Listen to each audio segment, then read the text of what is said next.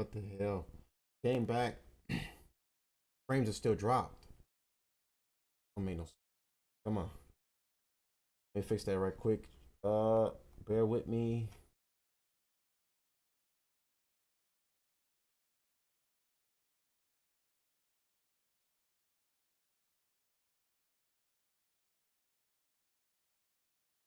Make sure the stream is up right now. Hopefully that works.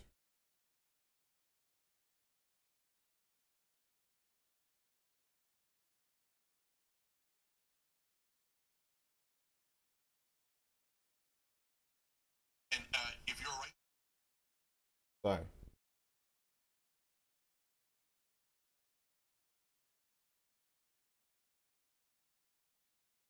And if you're right.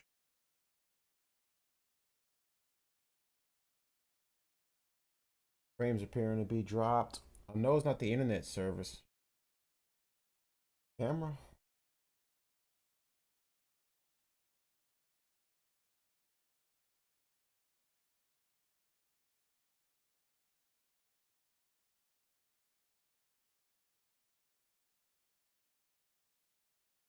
Right. I gotta fix this.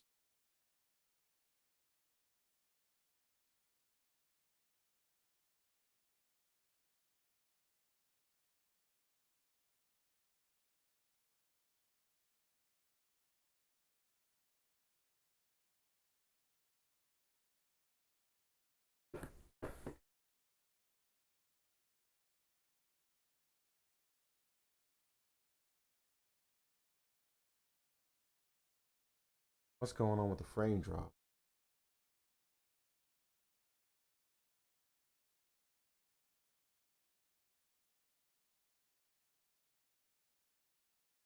Okay, I'm starting to see some improvement. Uh, come on.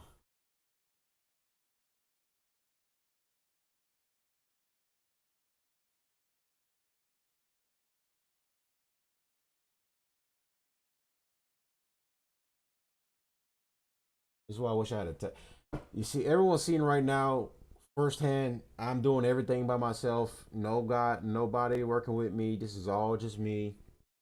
Okay, we got green. We got all green right now. We got all green.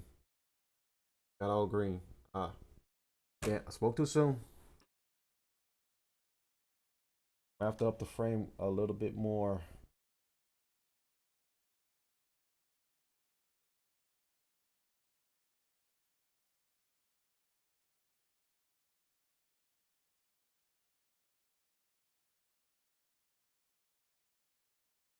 I have to up the frame just a little bit more.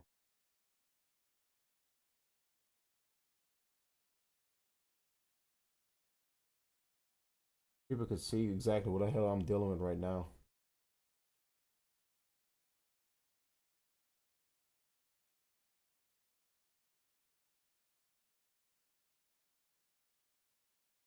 I think that's good. Let me check my stream right quick.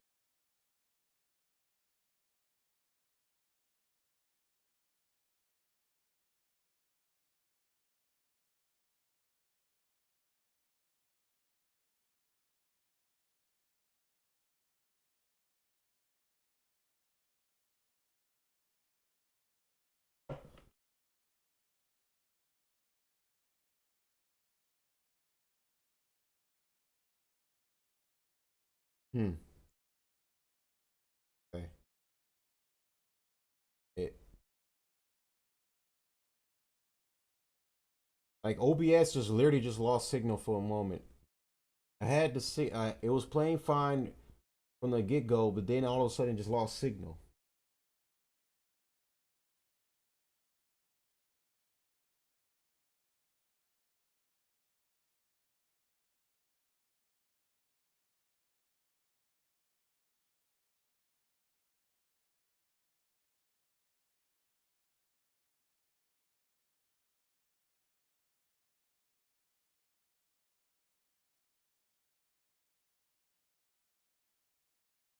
I don't know if that's me or it might be OBS. Maybe.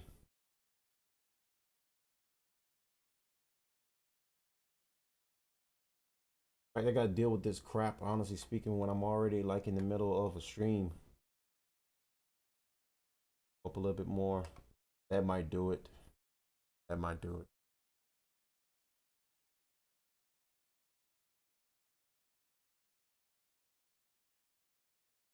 All right. I see some improvement. Hey,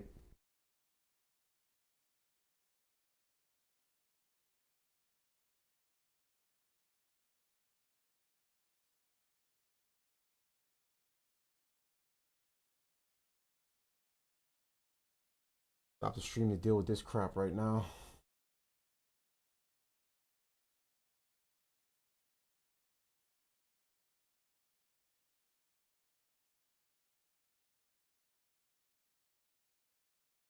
It might be my internet. It might be my internet.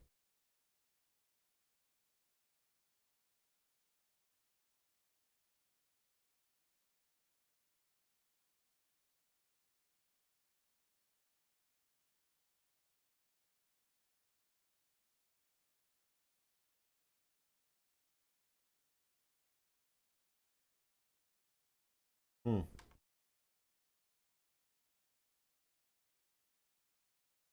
Catastrophe. I hear that.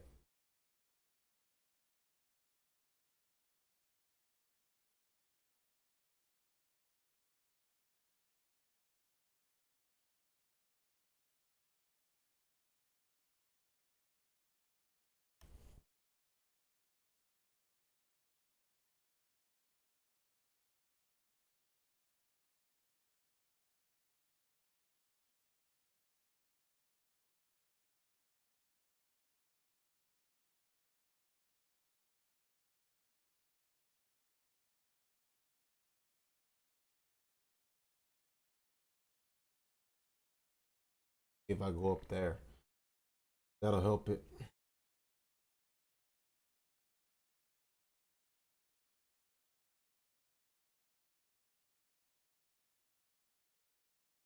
First time I ever was experienced this crap with OBS before.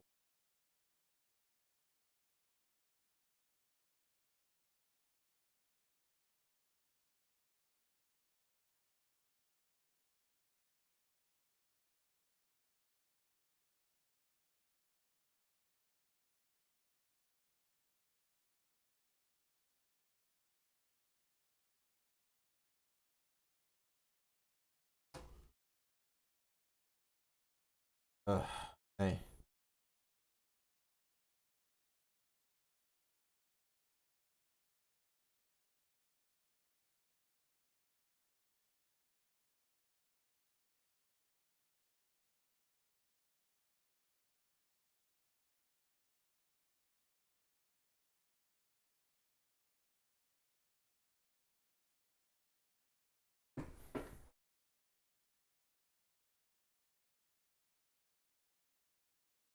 This is so infuriating. Wish I could fix this stupid thing.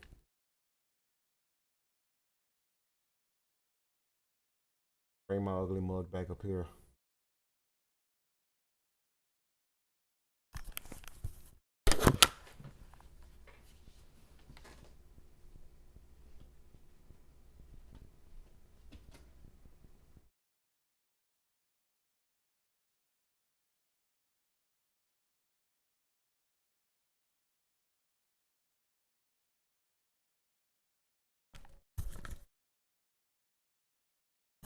I think that might be it. That might have got it. Might have got it. Take a short intermission to fix the quality. I don't know if that did it or not. Let me see.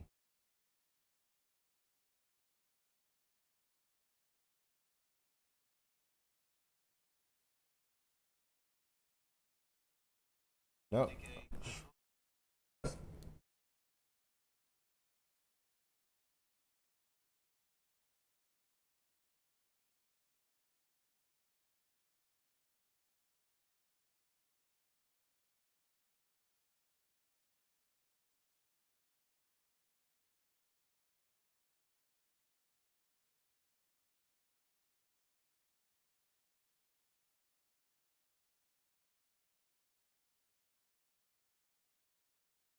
Hmm.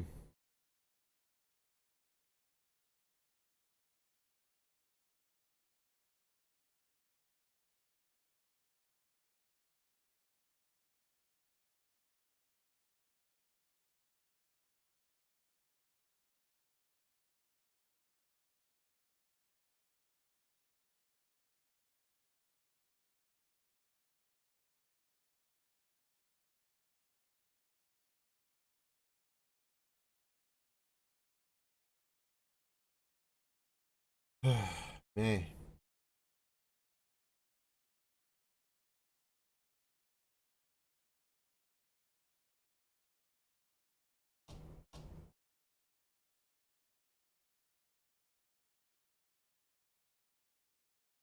All right. I think everything is starting to work now.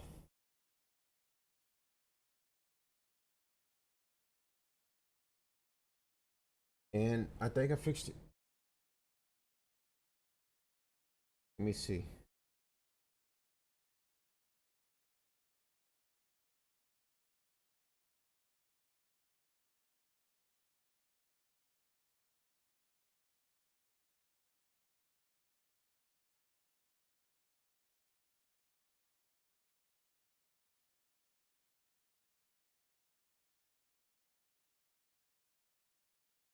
Ah,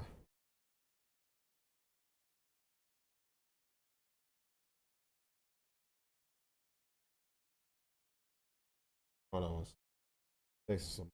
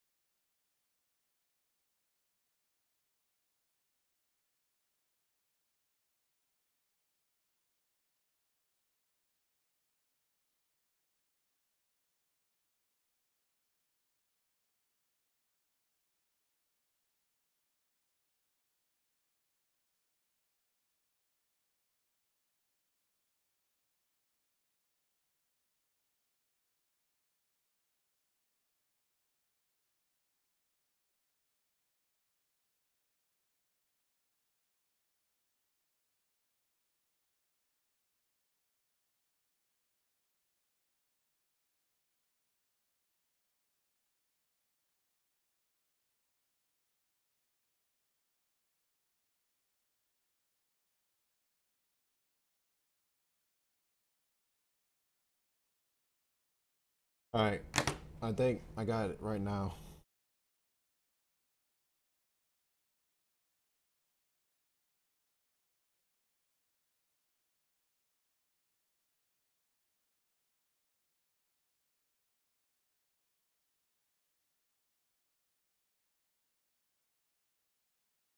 This might actually work. Let me see.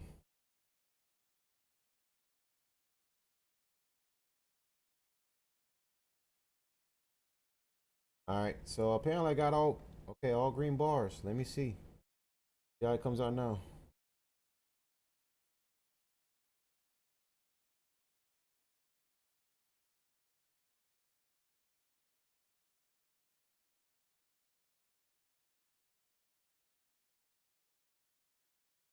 Catastrophic uh, because of the last night.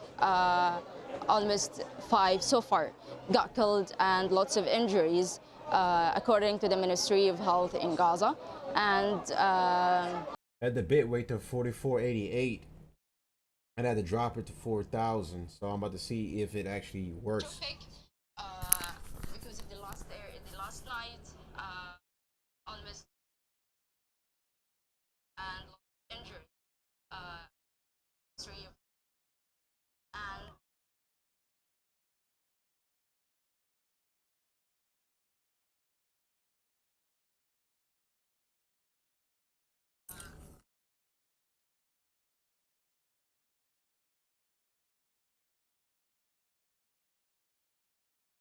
All right. It sounds better now. So I think I fixed it. Hold on. I spoke too soon. Bruh.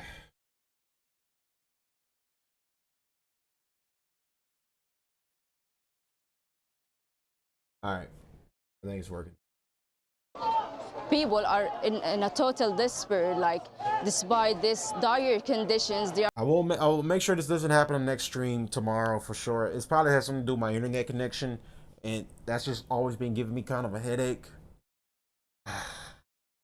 Yeah, I definitely. It's probably has something to do with my internet. I probably should have shut my internet off and just.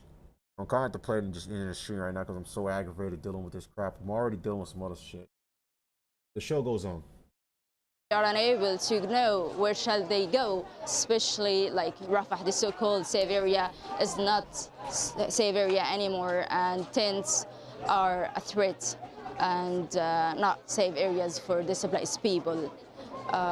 So people now are trying just to move to the middle area of the Gaza Strip or to Khan Yunis city. Khan Yunis city in the past 4 months, it suffered from very heavy bombardment in the area that led in almost total destruction in the entire city. So now people are establishing their tents on the rappels of the houses. So it's not the issue of the buildings now or the issue of having a place to stay, but it is about just moving your tent from so-called safe area to so-called safe area, and people are total. Ew, frame drops. What the hell?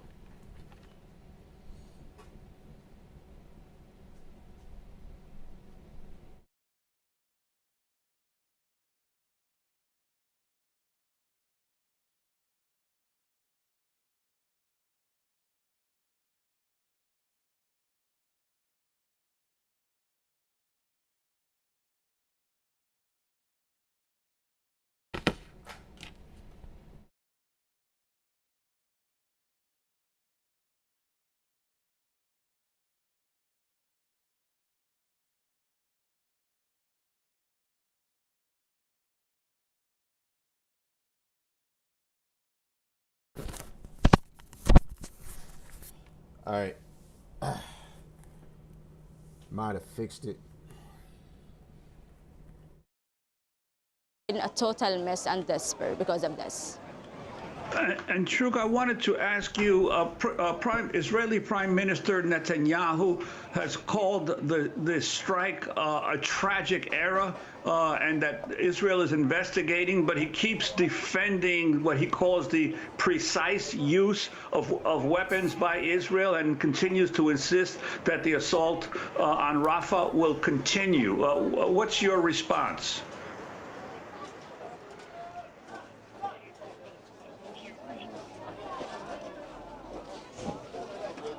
I'm not sure if I got your question correctly because of the connections, but in terms of the Israeli doing investigations and the attacks, like sometimes, it just happened, and investigations will not pay off whatever rights to get back, especially after having lots of casualties and also lifting people in the streets and in a total catastrophic and dire conditions to seek for other shelters and other places to stay in.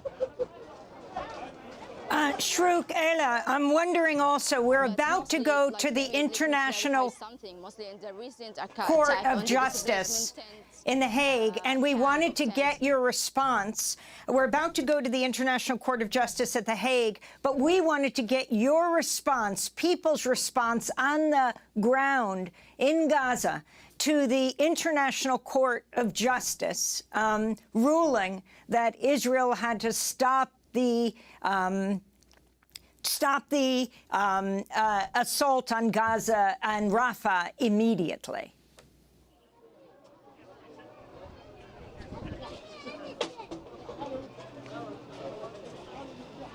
All right, so when it comes to such attacks, basically we can see that the casualties and the losses that we are having are basically kids. And It's like I'm not the only one dealing with technical difficulties. It's like they apparently have their own technical difficulties. All right, that's just what I wanted to show you guys before.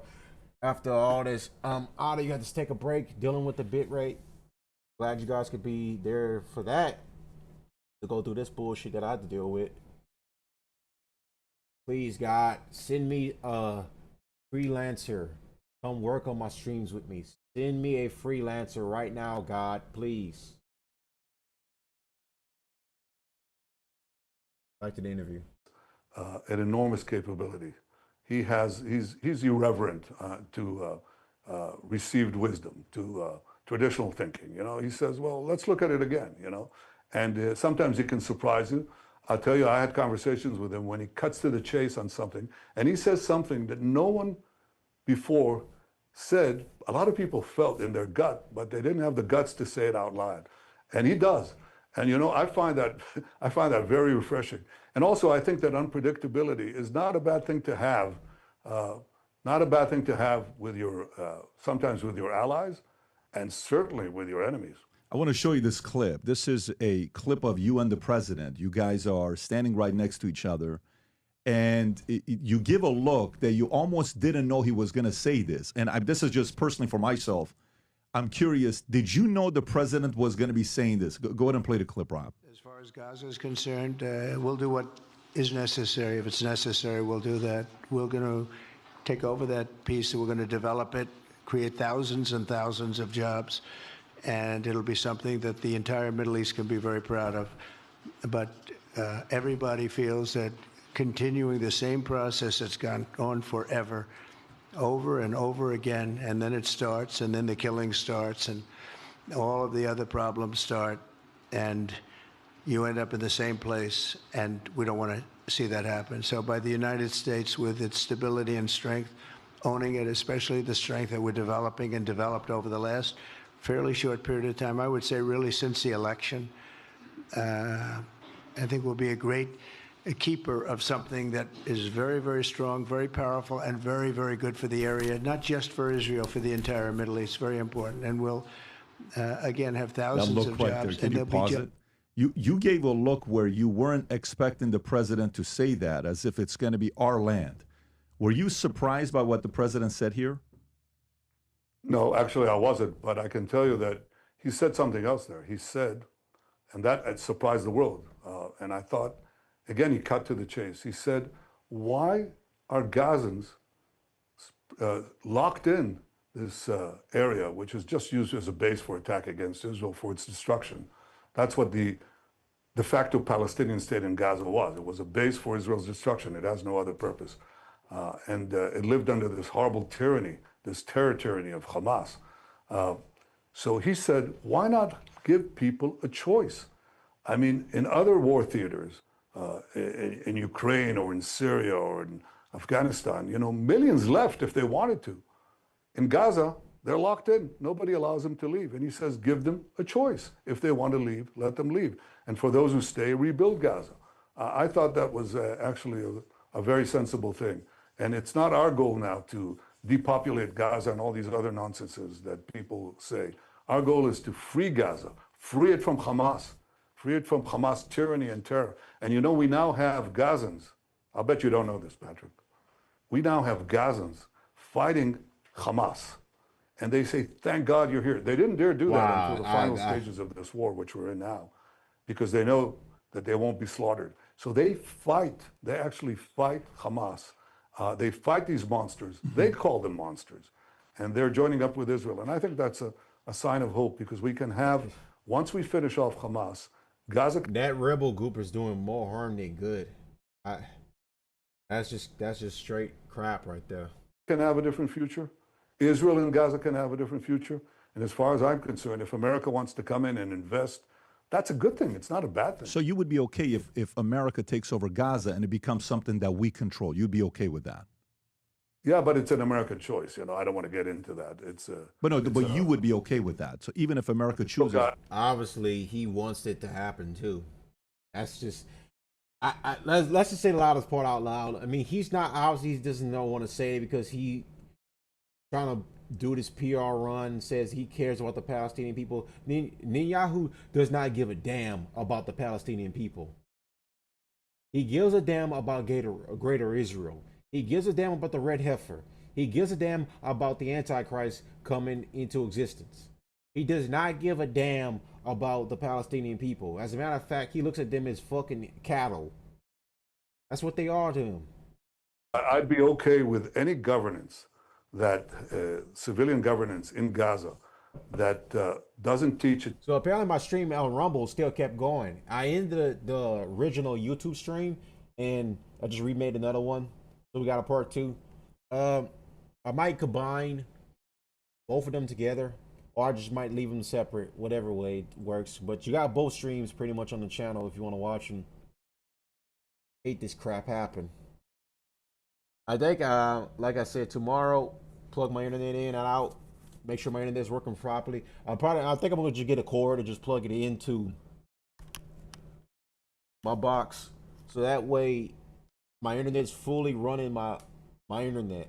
It's fully running my my box and all that, so I can maximize its full capabilities better. Because tonight it's kind of a shit show. I'm kind of mad that this even happened. Its children to annihilate Israel, doesn't pay terrorists. That's what not the Hamas do only. It's what the Palestinian Authority, the other side of the Palestinian people does. They pay terrorists. The more Jews they kill, the more they pay them, and doesn't launch terrorists. You know, the IDF is a terrorist organization. There are several ideas how to do that, but I think that America's help here is indispensable. Yeah, that would be very interesting, because if all of a sudden that becomes U.S. territory, and U.S. now has interest in making sure there's not chaos there, that could actually be very effective for a lot of people in the community. I lived in Iran for 11 years, and maybe this is a transition. I got 3 other topics. Patrick McDavid, this is a fact. Patrick McDavid is anti this current regime. He's anti the Ayatollahs. The Ayatollahs were the reason Patrick McDavid and his family left Iran when the Shah was overthrown. And ever since then, he's always been anti-Iran. He's always been anti-Khomeini. He's been anti the entire regime because of, like, he think this regime needs to change. He wants the people, basically the same thing what Israel has been trying to do for years, is try to get the people to rally together to overthrow the regime. And obviously speaking, this war, this 12-day war that happened between Israel and Iran, actually brought the Iranian people together with their regime. So they've united. They actually had the counter effect in what they were looking for. This actually brought the Iranian people closer together with the regime, to now Iran's, I wouldn't say 100% united against Israel and the enemies of Iran, but they're somewhat way more cohesively aligned together now. Like I would, if I have to put it on numbers, I'd say about 80% probably. Either I'm highballing or lowballing it, but I look at the Iranian people in general have come more closer to this regime because of that 12-day war. Topics I'd like to talk to you about is, when I lived in Iran for 11 years, I was born in 78. The Shah was leading Iran, Mohammad Reza Shah Pahlavi. And when you look at the stats from 1941 when he took office to 1979, that 38 years that he was in, not a lot of wars. It was fairly peaceful. You have some numbers on the low end of 17,000 people that died due to war in Iran during that 38 years. High numbers, 50,000. In the Middle East, not as chaotic. Of course, there was issues, but not as much as they have now. Then from 1979, Khomeini comes in, IRGC, which I had the former founder of IRGC here. We had a conversation with him. Khomeini comes in 79. From 79 till today, if you look at the numbers, low end, 600,000 people died in Iran, 2 million people. In the Middle East, 4.5 to 5.5 million people have died. Of course, some of the words are different places, but still, when you go back to Iran, you have Houthis, you have all these other things that they control.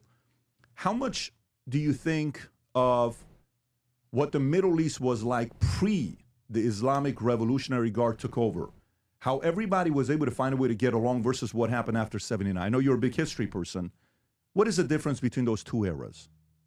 Well, the big difference is the Islamist revolution that basically took this very gifted people. The Iranian people are enormously gifted.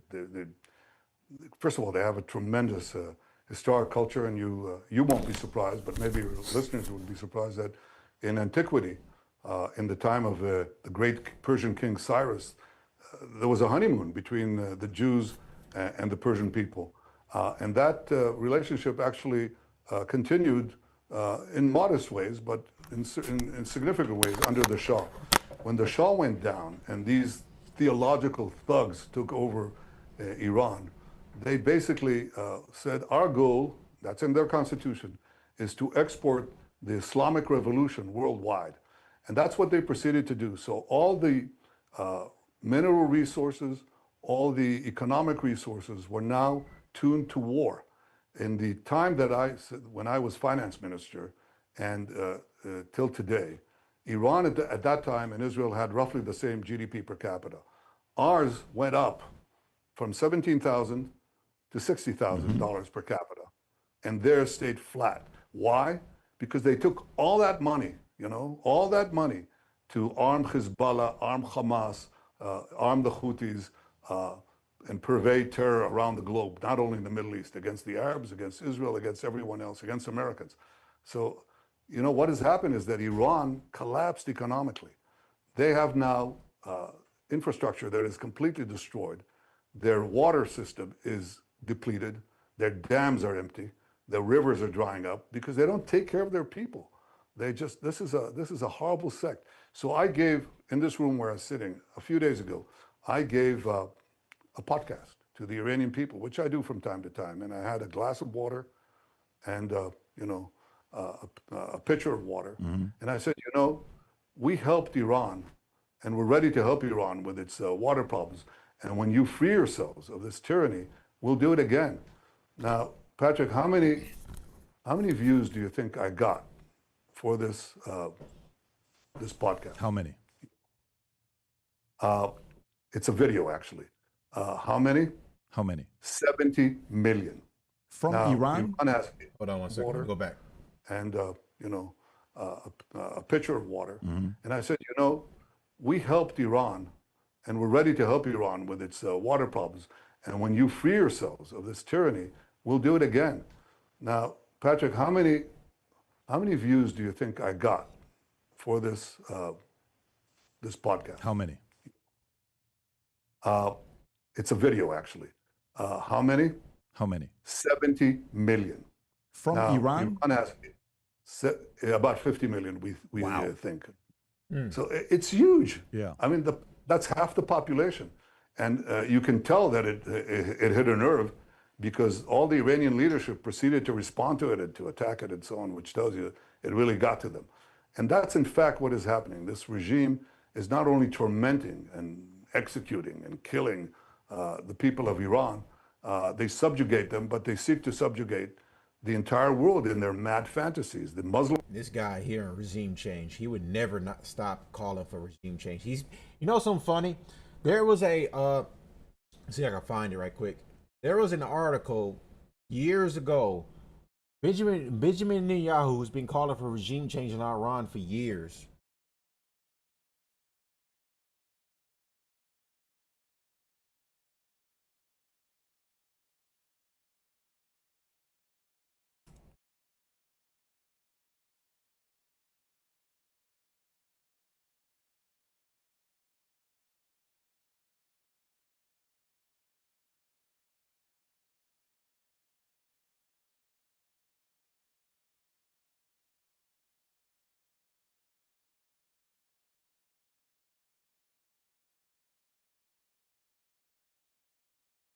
Here it goes, right here.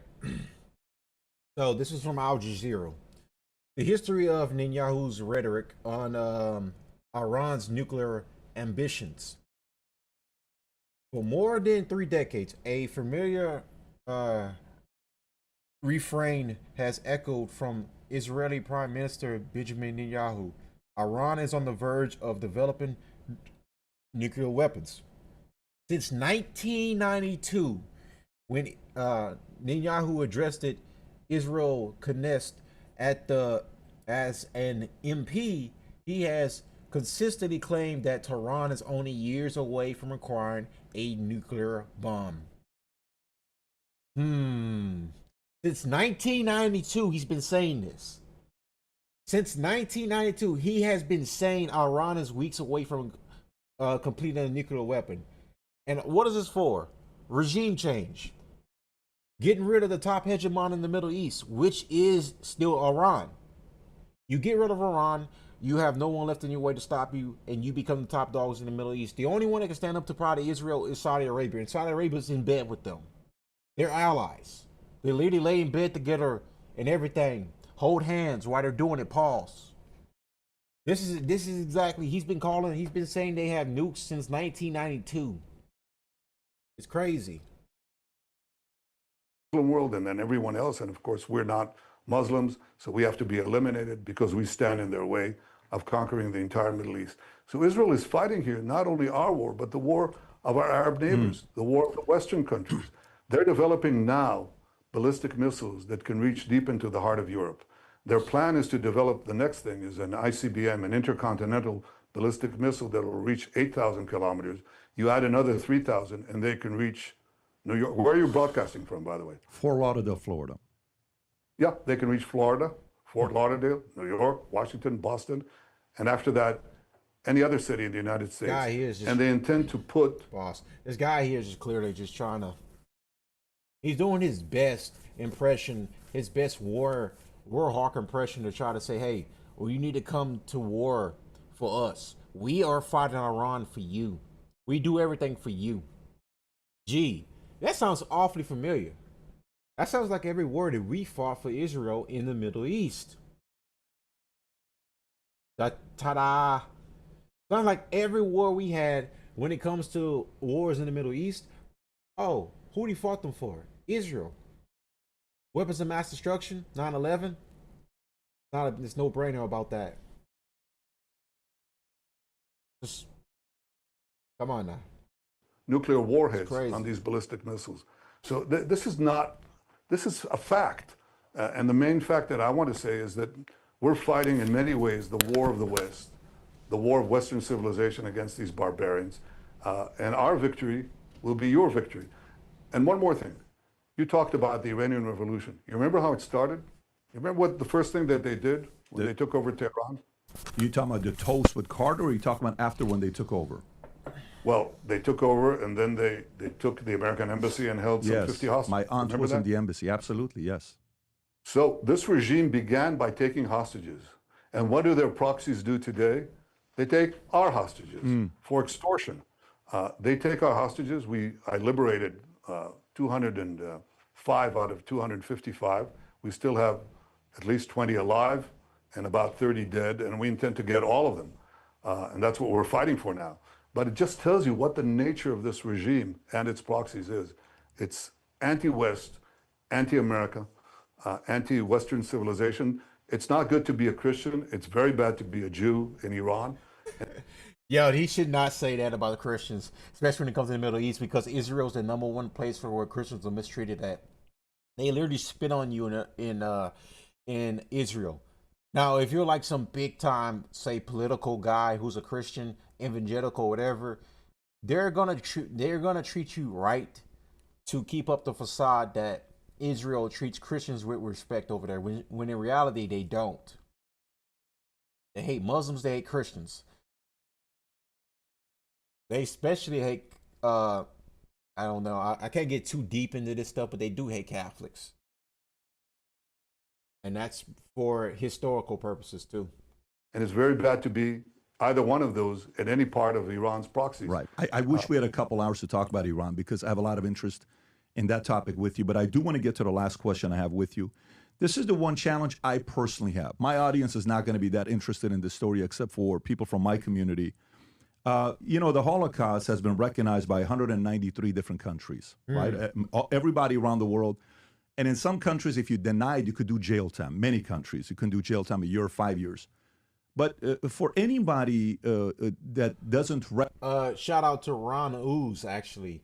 He wrote, he's Jewish too. Ron Ooze, the Ooze Report, has an interesting book about this or article, whichever way. It's an ebook, whatever. It's still a book.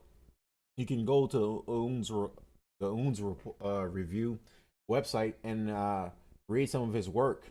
He wrote one about about Holocaust denial. There's interesting stuff in there. So I'm actually curious to see what Patrick McDavid is about to ask him. Recognize Armenian Assyrian genocide. If there's any country that I would have expected to be on the list that recognized the Armenian and the Assyrian and the Greek genocide, it would be Israel. Why haven't you yet recognized the Armenian, Assyrian, and the Greek genocide that the Turkish did to that community? In fact, I think we have, because I think the Knesset passed a resolution to that effect. I don't know if it's come from you, though. I don't know if it's come from the Prime Minister of Israel. Yeah, I just did. Okay. Here you go. All right. Well, thank you for doing that. What the fuck? Thank you for doing that. I appreciate you. That's important to me. And I'm sure a lot of Armenians, Assyrians, and Greeks around the world appreciate you saying that. Yo, Prime Minister Netanyahu. This entire interview, he didn't even give not one single pushback. Not one pushback. It's just like questions, answer, move on. You know, not even. He didn't even say if he even disagreed or not. You know, Pat did a follow-up on I think his follow-up show the previous day. His the home team show that he usually does, his weekly podcast with him and his other friends. Let's actually look at that right quick. See if I can find a clip. Here you go. 4 days ago. Last night, I took screenshots. I want you to read a couple of these messages that was sent to me yesterday. Okay? On X. On X. Yeah, I want you to, like, this is the kind of stuff that, can you put the camera on Vinny to get his reaction? Okay, these are the types of DMs I got last night. So, Lekri, actually, read it to yourself. Okay.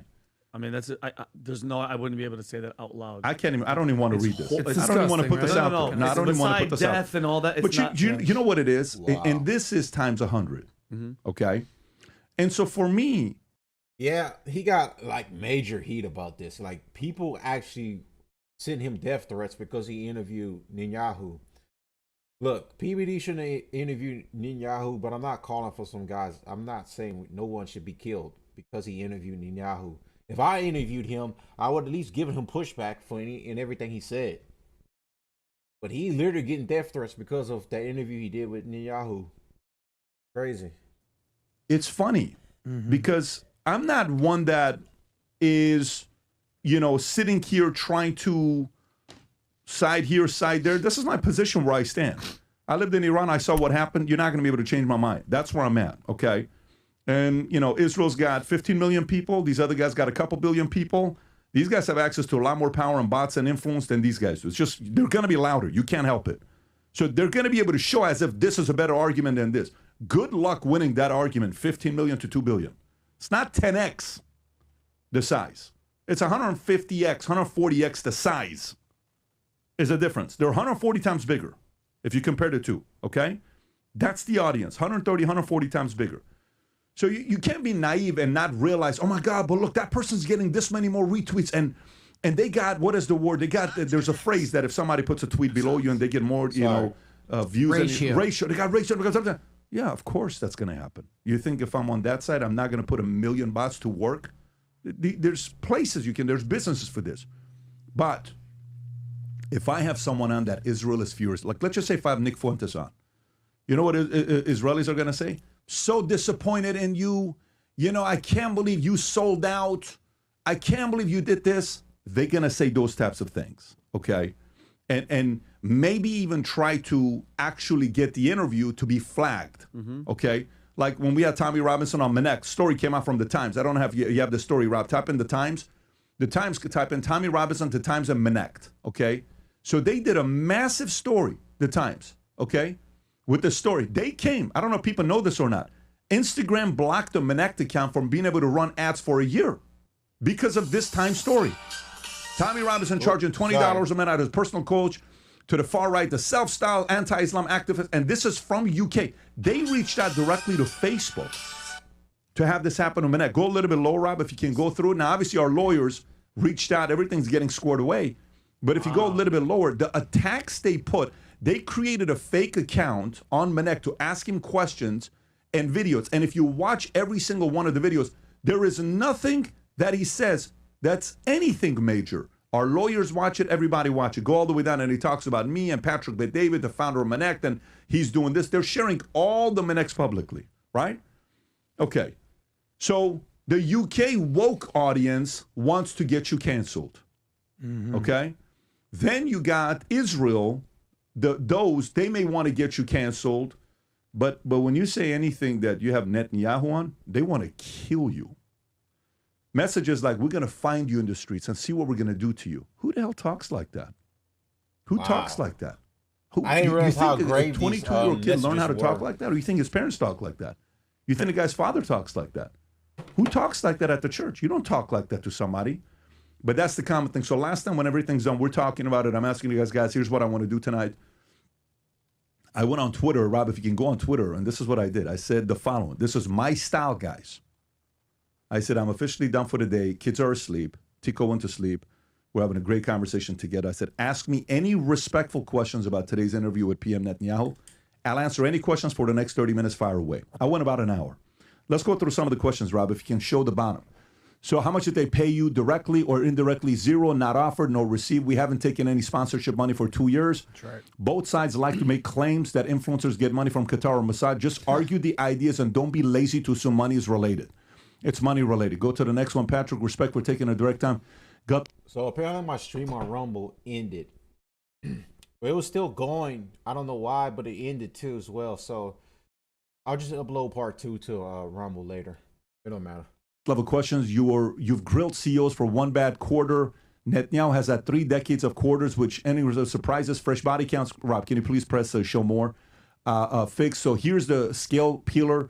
If a future leak shows the IDF had hard real-time drone footage, 347 October 7, and still waited 6 hours to scramble, will you book the PM again, look him dead in the eye, and make this recite timestamps?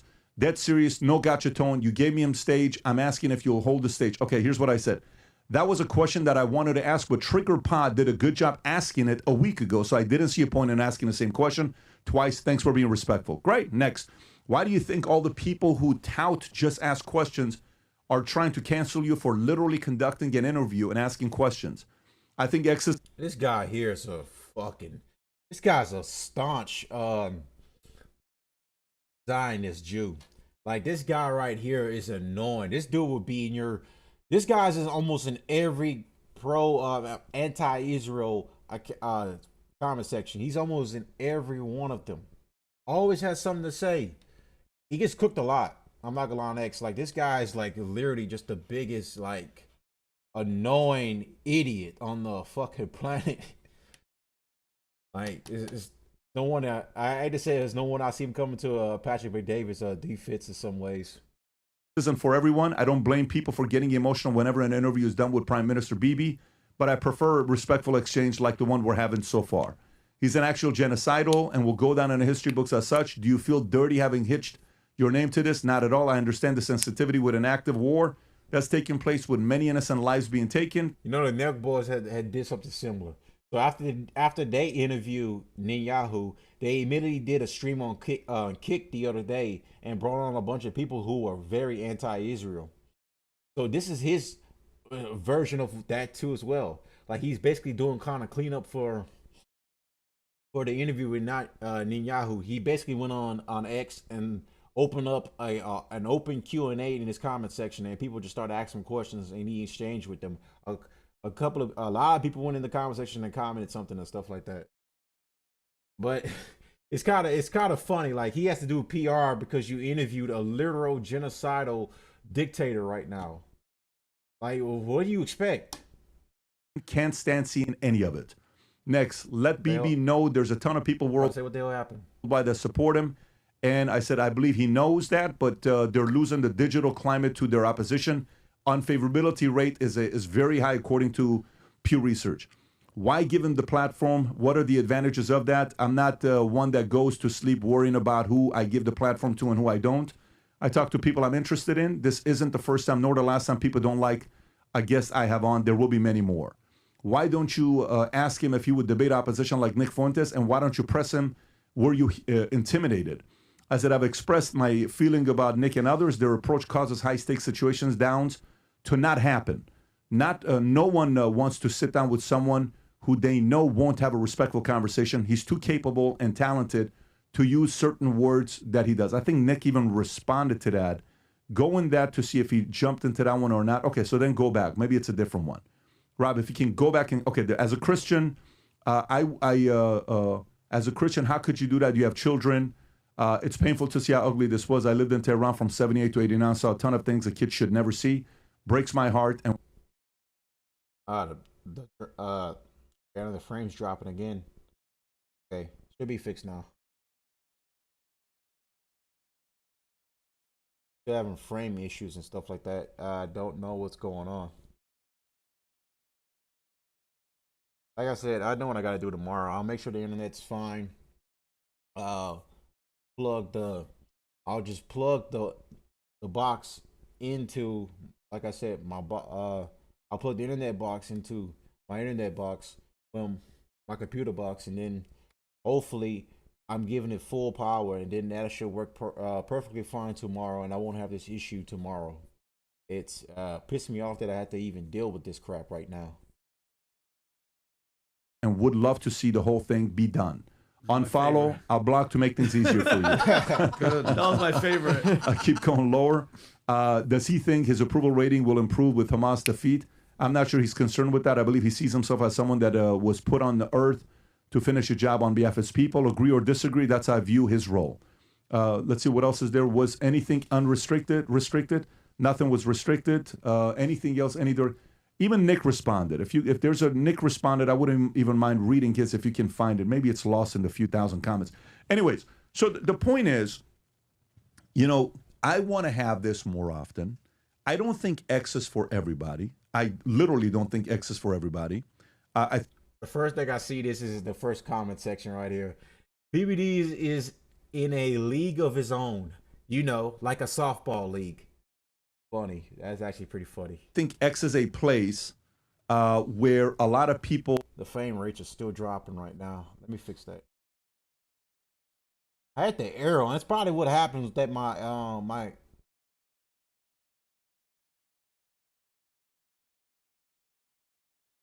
that probably works. All right, put it up to 450. 4050, okay. Yep. Get let's see right there. Okay, so here we go. You platform Tate and use the same kind of language. Anyone who has seen my interviews knows I'm cordial and respectful, including on your own network with Adam. It's your prerogative, but I don't think anyone is buying this excuse. And Nick, great to see you here. Tate is half black, half white. His father's black. I believe you're white. Look, this whole excuse about the N-word stuff, about you won't sit down with somebody just because they say the N-word. We have to stop policing that freaking word, bro. Like, it's a word, man. The only one that ever cries about that is minorities and libtards, especially blacks. They cry so much about the N-word. It's just like, it's just so played out now. Get over it, man. Everyone's gonna say it's 2025. You really think you're still in a position to police someone about a word? What you gonna do? Commit crimes on them? You gonna assault them because they said a word you don't like? Crazy. Crazy where we live in today. And Hispanic. He's talking about the N-word. Yeah. I may be wrong. By the way, you are cordial in interviews. Adam actually said that. However, you do get carried away post-interview at times when you react. And then is there a follow-up there? Is that it? Okay, maybe that's it. No, okay. Seems like the goalpost is moving. Now the issue is that I'm using the N-word in my reaction. Not necessarily. I actually wouldn't mind sitting down and having a conversation with him. I'm just telling. This is from Nick. Yeah, what I'm saying to him is, he's capable. You could hear Adam in the background. You already know what type of time Adam's on. Guys, right, he's the most annoying guy on the show. I'm not gonna lie. The show would be 10 times better if he wasn't there. He's able to improve these words. He doesn't need to do it. He would be able to put himself in platforms to debate. This approach doesn't allow you to be wider. It gets you on the smaller, younger guys. But if you want wider, some things need to change in words. Look, younger guys are politics. You may not agree with Nick's approach to things, but the problem is younger guys are getting into politics a lot more lately because of Nick. They're caring about their country. They're putting America first. So, regardless if Pat may agree with Nick's approach or not, that it doesn't really matter because his approach is effective. It's getting the youth involved. It's getting the youth caring about politics. It's getting the youth to understand who really runs our country. That's the most important part. So I disagree with like this whole like excuse about approach or whatever and the way someone speaks. Look, you could hold yourself in a sophisticated way, or you could just go out there, balls deep, boss, and just say fuck it. I'm just gonna approach it like this. I'm just gonna approach it with vulgarist language. I don't care because I'm expressing myself in a certain way to where certain people can understand and take in what I just said. That's the point. It's not hard to understand that. What's the chances of a couple of those guys sitting in front? Like, by the way, even when I sat down with Thomas Russo, how respectful was that guy the way he spoke? Rob, how would you put him in the level of the way he spoke? And you think I sit there and I support the Patriot Front? No. But the guy spoke in a very interesting, respectful way. Shout out to Thomas Russo. He does some good work. I don't agree at all with the marching, the uniforms and stuff like that. I mean, this seems kind of like Fed stuff. But hey, he does a lot of great things for white people. We had a great conversation together. I'm very comfortable talking to anybody. I grew up in the streets. I'm not uncomfortable with it. But for those who enjoyed it, awesome. For those who didn't and would never want to follow up seeing the interview, there's a few things that Bibi said that he's never said before. One, when asked about Trump, would the Hamas attack happen without if Trump was the president? That's one. Number two is when asked the question about the finances, because their debt to GDP ratio went from 60% to 75%. They've spent $130 billion on this war. And U.S. only gives them $3.8 billion a year. I think U.S. has given them $30 billion in weapons that they actually have to buy. So it's actually money coming back that they got the weapons. But for the most part, when you're looking at something like, hey, this debt thing, are you going to come back and ask us for money again? Is that going to be taking place? Tom, what was your thoughts? Because I know you watched the interview apparently a couple times. What was your takeaway? So there's a couple things that stood out to me that were maybe not directly related only to Bibi. His comments about Biden saying, okay, you can defend yourself on October 7th, but don't go into Rafah. No, I don't want you going into Rafah. And then Blinken calling him a week later and saying, Anthony Blinken, the real president, calling him and saying, hey, we told you about the embargo, right? We're going to, you can't go in there. And he said, look, we have to do it. If we have to fight with our fingernails, we have to do it. You're not the one that's at war here. It just showed how much Biden was kind of out to lunch and Blinken was really the guy that was in the back there. Yep. So I saw that. Also, I didn't know, and I looked it up, where he said there are Gazans now fighting against Hamas in their own neighborhoods, and we have helped them. And I looked it up, and I'm like, okay, wait a minute. Is this one or two guys? Is this three? I wanted to see. And guess what? Multiple sources that are not just the Jerusalem Times were saying that they are arming the individual groups that are out there fighting, and that they're helping the clans, like the Abu Shabab clan, giving them weapons, and like hundreds of guys that are in these clans that are trying to fight for their neighborhoods. I didn't know that. And so I think there was a lot of here, I could sit back and, how do you judge Bibi? How do you not judge Bibi? But when I saw this, there were some things that came out there that he said some things I was able to go research, and I was satisfied that there was, truth behind it. Like I didn't know Gazans were actually fighting for their own area against Hamas and these clans that are armed. Overall, I thought he was pleasant. I thought he was direct. I thought it was a good interview. There's only so much you can do in 40 minutes. And the soapbox that is X, everybody said, why don't you ask this? Why don't you ask that? Why don't you ask that? I'm sorry, it wasn't a 6-hour miniseries, right? So we can only go so far. What's great though, Rob, this is the one thing I asked him. I don't know if you guys remember about 3 months ago, we reacted to this clip, and I wonder what he was going to say. Remember when Trump's like, yeah, we're probably just going to take over Gaza ourselves, and we're going to do this? So watch this reaction. Go ahead, Rob. He welcomed And us. certainly with your enemies. I want to show you this clip. This is a clip of you and the president. You guys are standing right next to each other, and you give a look that you almost didn't know he was going to say this. And this is just personally for myself. I'm curious, did you know the president was going to be saying this? Go ahead and play the clip, Rob. As far as Gaza is concerned, we'll do what is necessary. If it's necessary, we'll do that. We're going to take over that piece. We're going to develop it, create thousands and thousands of jobs. And Beautiful it'll be jobs. something that the entire Middle East can be very proud of. But everybody feels that Watch the continuing face. the same process that's gone on forever, over and over again, and then it starts, and then the killing starts, and all of the other problems start, and you end up in the same place, and we don't want to see that happen. So by the United States, with its stability and strength, owning it, especially the strength that we're developing and developed over the last fairly short period of time, I would say really since the election, I think we'll be a great keeper of something that is very, very strong, very powerful, and very, very good for the area, not just for Israel, for the entire Middle East. Very important. And we'll, again, have See that thousands look of right there? jobs. Can And you there'll be pause it? You gave a look where you weren't expecting the president to say that, as if it's going to be our land. Were you surprised by what the president said here?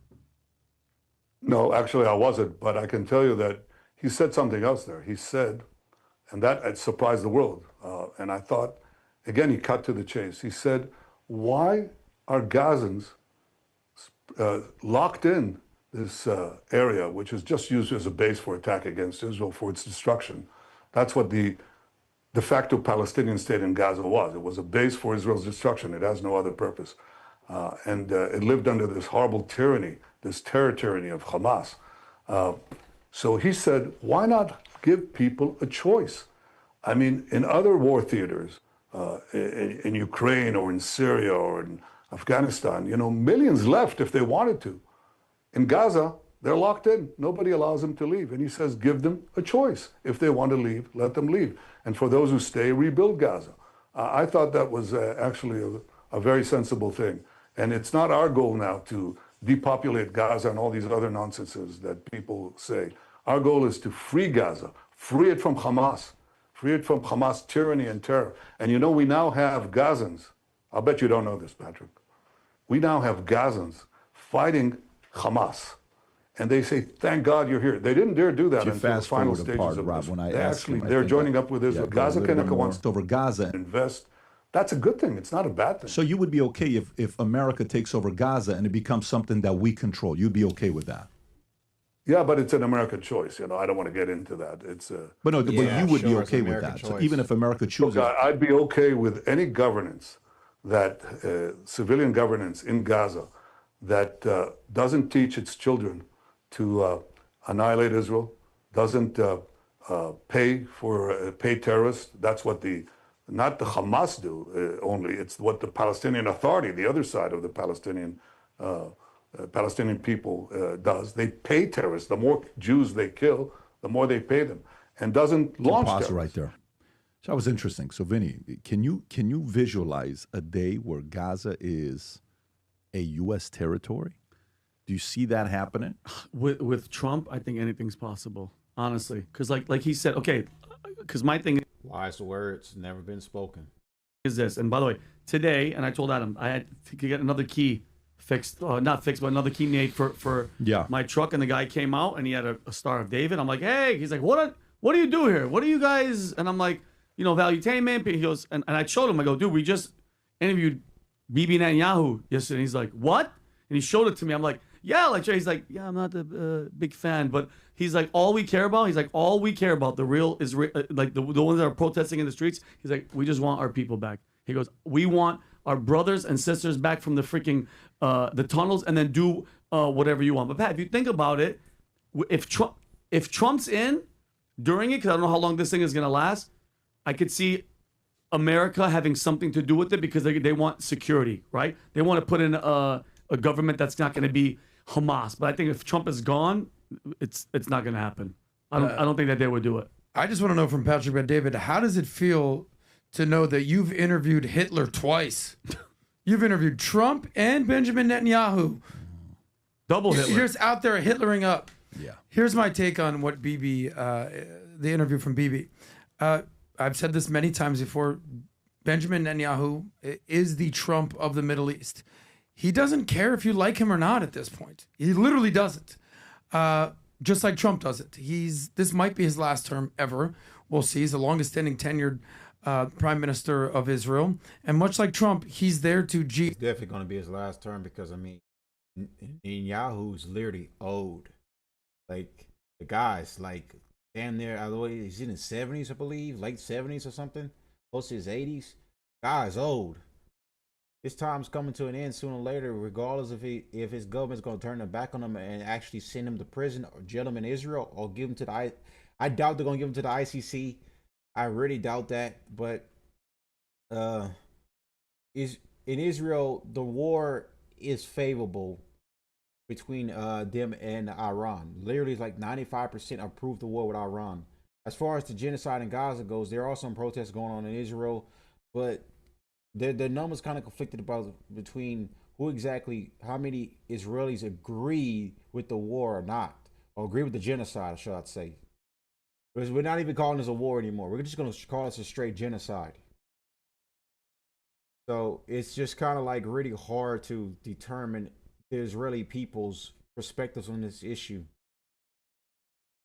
You can see like a couple of videos here and there of Israeli people are against the genocide, but at the same time, you see when a bunch of the Hamas fighters were captured, what were the people protesting?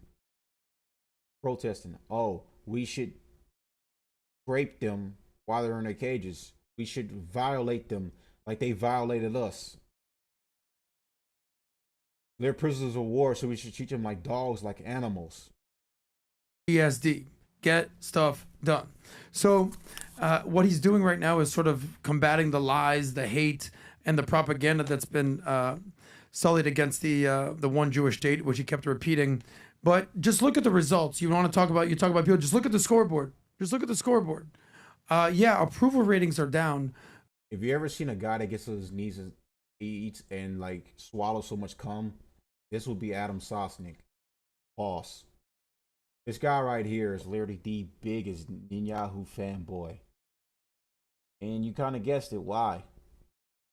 So, if there's anybody up here who's going to be happy about what's going on with Israel, it'll be your boy right here, Adam. But every single combatant that they've played against has lost. Iran is weaker. Syria has been captured. Basically, they're done. The Houthis, let's see what's going on with them. Hezbollah is done. Hamas, what's left of Gaza? And I truly think that Bibi doesn't care what people think. So we can have all the American podcasters and the woke right or the woke left criticize Israel. The woke right is not real. That's just stupid. The woke right just sounds like a fucking asinine term, like woke right. Guys like anyone that's labeled as woke right just takes it as pride. It's like calling someone a racist in 2025. I don't really think that affects nobody anymore. I just think at this point everyone is racist. Controversial take. All they want, but you know what they have not done? Effectuate zero policy change whatsoever. Trump and Bibi, it would seem, are tighter than ever. And here's the last point. People are saying, I can't believe you would talk to Bibi Netanyahu. Can't believe you would talk to Tate. Can't believe you would talk to Nick Fuentes. Friends, enemies, get used to one thing here. We're going to have a lot more of these conversations here at Valuetainment. I want to know, Adam, what you think. Do you think United States would be involved with building and policy change and government, like leadership, putting some, like, I'm trying to figure out how that would look like if America would go there and build and make it into something, not like Vegas. I don't want to be like make it like that, but make it how Without much the drinking. Well, that's what I'm saying is how much involvement do you think, Tom, that the United States could have in Gaza, which I don't know timeline wise, like everything comes down to what? It's the hostages getting back. That's the number one reason Israel could keep doing whatever it's doing, because of the hostages. Do you think? I think we know anything about Trump. Hang on. Go He'll ahead, just throw something out there and see who bites. Go ahead, Tom. Bibi used the word governance. Yeah. And he said, but I don't want to get into that. That's U.S. choice.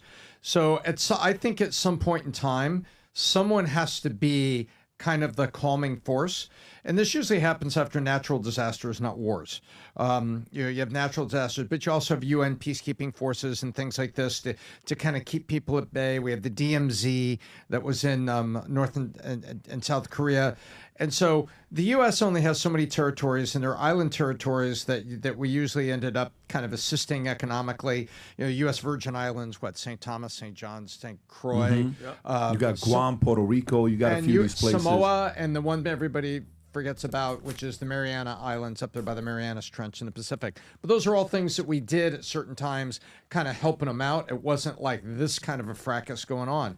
But I could see the U.S. with Trump saying, look, we're going to make investment, but we're also going to put some things in place here to be something of a peacekeeping force. If you can't... I want to just play for a little bit longer. Then when I come back, we're going to switch to the Jubilee debate. All right. Got to make some food right quick. I'm kind of getting hungry watching this. Determine it yourself.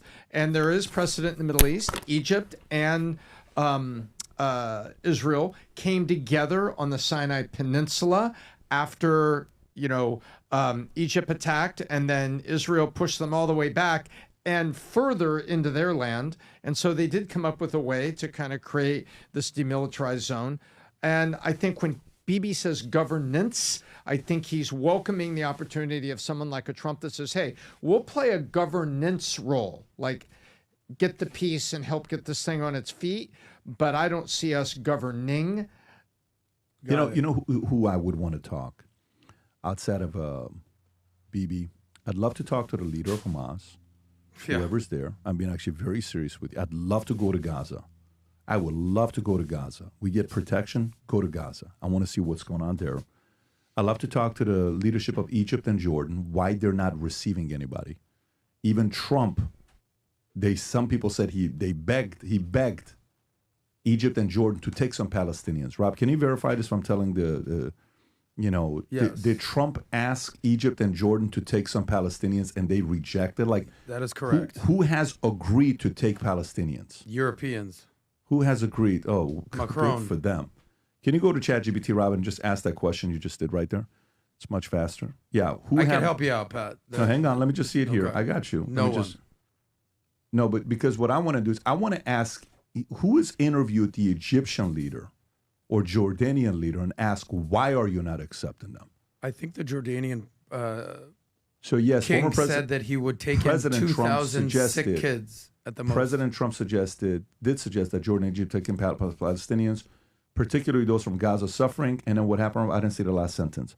Here's what. Okay, got it. On January 2026, Trump stated that Jordan and Egypt should take in Palestinians from the war over in Gaza, suggesting it could be a temporary or long-term solution to the humanitarian.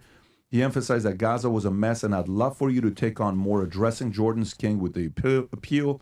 He also remarked that U.S. contributed significant aid to both Egypt and Jordan, and although he did not explicitly say he would hold aid, he implied pressure by noting they're going to do it. Jordan, including King Abdullah II and foreign minister, firmly rejected the idea, stating that Jordan is for Jordanians, Palestine is for Palestinians, and that they oppose the displacement. Egypt similarly rejected the proposal, insisting Palestinians must remain on equating displacement. Okay, so have either one of them been interviewed? Can we reach out to both of them? Why are you not willing to take Palestinians? Well, have either one of them done a podcast or an interview or long form on why they don't want to receive them? They're neighbors to them. Why don't you receive them? I know Europe is saying yes. Why are they not saying yes? It's a valid question. Who else would it be that would be opposing Bibi there to talk to? Like, Vinny, who would you like to see interviewed that opposes? As you can see, also on the side right here, we got Breaking Points also reacted to. We got the Young Turks. But I digress. We pretty much already covered pretty much everything right now with this. Just know, like, the backlash for PBD was the same like the Nelk boys. It was not a good look. He shouldn't have done it. I mean, of course, it is journalism. Doing an interview with a guy like Netanyahu is a journalist thing. So, but the backlash that he received is like some ways kind of not warranted. Like threatening to kill the guy is kind of being very excessive. So this goes to show you that, yeah, the general public is definitely not in favor of Israel right now. And interviewing the guy, it would kind of get you put in a bad light. So we're going to move on right there from that one.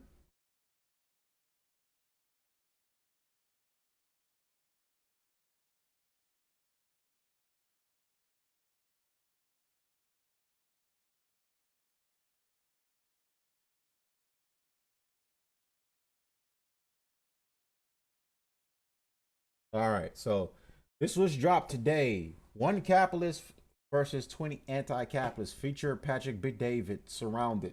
This is from Jubilee. They have some pretty good content. Honestly speaking, with these 1 versus 20, you usually learn a lot of stuff by watching some of this. Well, not really. Most of these guys, most of these 20 plus, all just come there to try to win a debate instead of actually learning something and try to actually, you know, see how ideals complement each other and stuff like that. But hey, it's Jubilee. So about to get into it now, and after this, I'm out. So let's dive right on in. It's of Patrick Bet-David. This is the United States of America. Would you take money from a capitalist to help you go see specialists? I mean, yeah, sure, why not? But would you also be open to seeing somebody else? What the hell is that? What the hell? Bro, that her face is disturbing to look at. As a psychologist, that may you're not. No. When you're offering people here jobs, right? You're saying that they would have to pay you money to get that. So in reality, you're trying to convince them to pay you money to be part of your company. Of defaming. Be very careful defaming when you don't know the fact. I'm Patrick Bet-David. I'm an entrepreneur and founder of PBD Podcast. Today, I'm surrounded by 20 anti-capitalists. You know, the best debate for him would be 1 anti-Iran current regime versus 20 pro-Iran current regime. That would have been a better surrounded debate instead of this. I get it because he is pro-capitalist. Patrick Bet-David's like one of the most pro-capitalist guys you could think of. I still don't even know exactly what does he do. I hear people keep talking about his business and stuff and say that he scams people. He's got a pyramid scheme or something like that. Of course, that's just people that just hate the guy and it's just like raging lips that make those videos about him. So I don't really believe that stuff. You know, Bet-David started from the bottom. Now he's there. In the words of Drake. Although I hate that, even though I hate Drake, but for this purpose, I'll describe Patrick Bet-David's life. He started literally from being poor to where he's at right now. Now, how he got the money, how he became rich, I'm not a Patrick Bet-David expert, so I don't know. Maybe I'll dig more into it later on. So let's dive on into the debate and let's enjoy. My first claim if I have to step away for a little bit in between, that's because my food's in the oven and I'm not trying to burn my house down, y'all. Incentive is the engine of capitalism. Remove it and the system fails.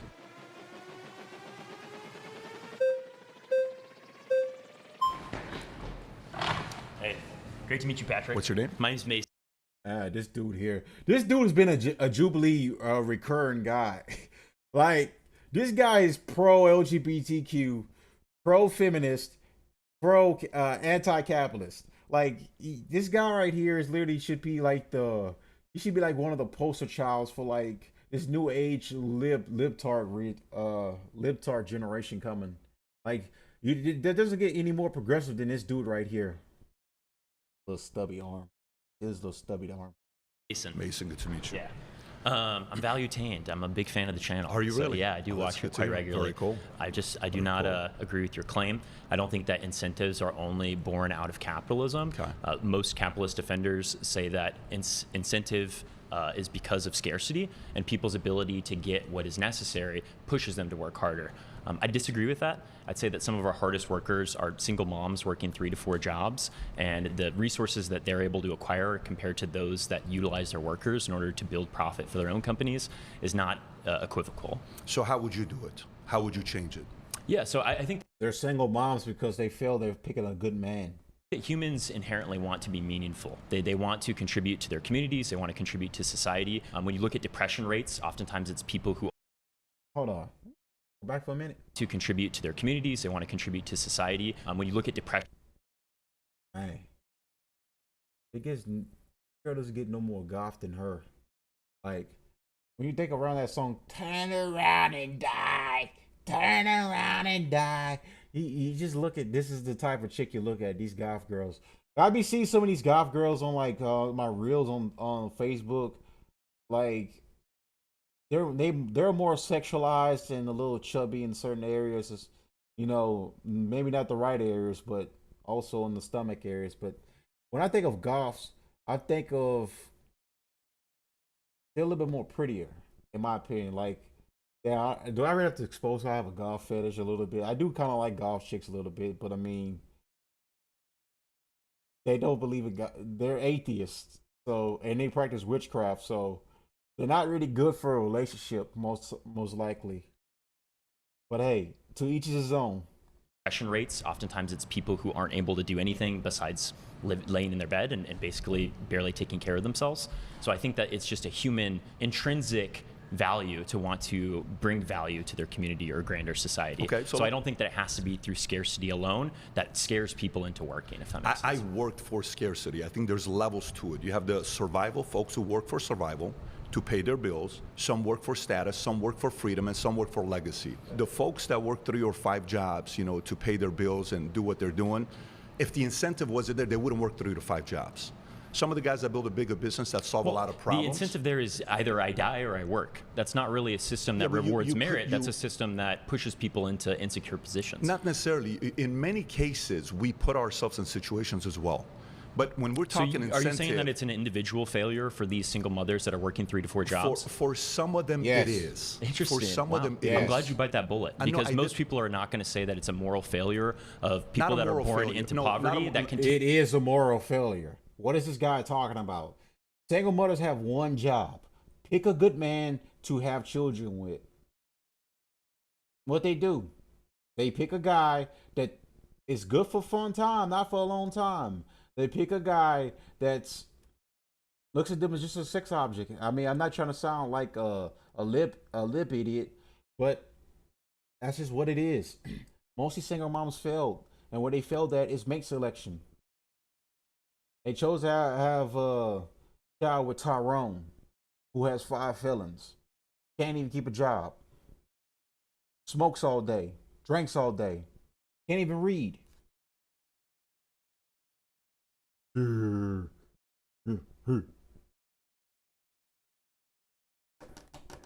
Yeah. So yeah, single mothers are failures.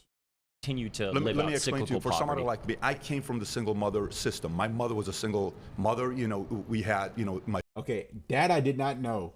I just found this out today with everybody else. I did not know Patrick McDavid came from a single mother household. Holy shit. My parents got a divorce twice. They married each other. They divorced. They remarried each other, divorced again. I came up. We didn't have a lot of choices. I joined the Army. I got at that system. Kind of wanted to see what I was going to do for myself. Do I stay in the Army? Do I get out of the Army? I started working in sales. And then the incentive of working harder, eventually I built a good life for myself. Again, you're totally dismissing the hard work that a lot of these people are putting into for just basic survival. I'd say that mechanics and plumbers and most people working blue-collar jobs that are probably watching this video are working tirelessly day after day. I don't disagree. Yeah, yeah, that's what they're going to do. That's their job to do that. You don't complain about work, you just get up and do it. The whole purpose of infrastructure jobs is you got the men that go out there and do these types of jobs. Yes, it's hard physical labor, but they still get up and do it. And they make the world go around every day because of it.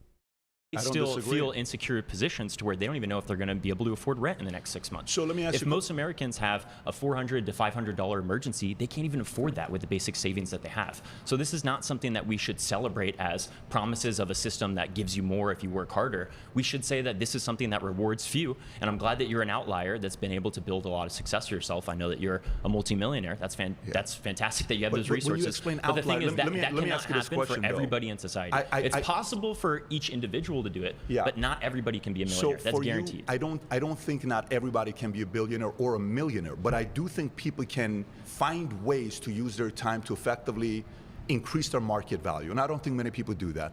When I talk to people and they tell me, I've watched this show, I've watched every one of these shows, I've watched every one of these Netflix shows, you can use that time to increase your market value instead of kind of, focus on what's going on with the stories and shows that are out there. Let's move away from Netflix and TV shows and talk specifically about, do you think that capitalism is a system of merit that rewards people that are of higher merit? I do. Okay, so how would you say that this is a meritocracy when we have some people that are born into excessive wealth and some people that are working minimum wage jobs to provide for 3 or 4 kids? How would you say that that's a meritocratic society? Those are two different things. They are two different things, very unequal things. Well, no, not necessarily. The parents get credit for making responsible decisions so they can take care of their kids.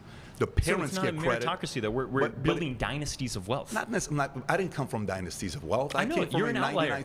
I get that. I get that individual. We're talking about systems. Capitalism is a system. It's not an individual. I also have to say this too as well. This is on that point.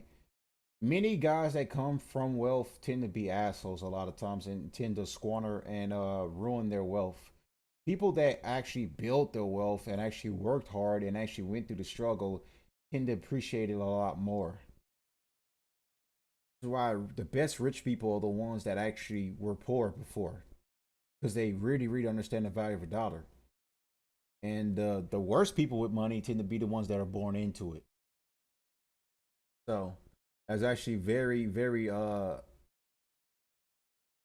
a very true pill. It's very not a hard pill to swallow. It's very easy to go down, boss.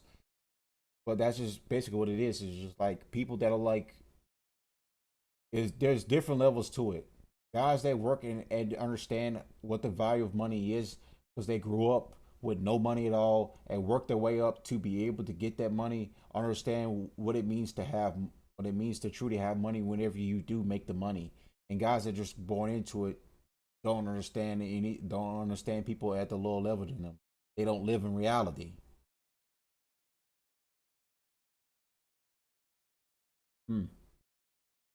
So I thought I heard system that you get to use in your advantage.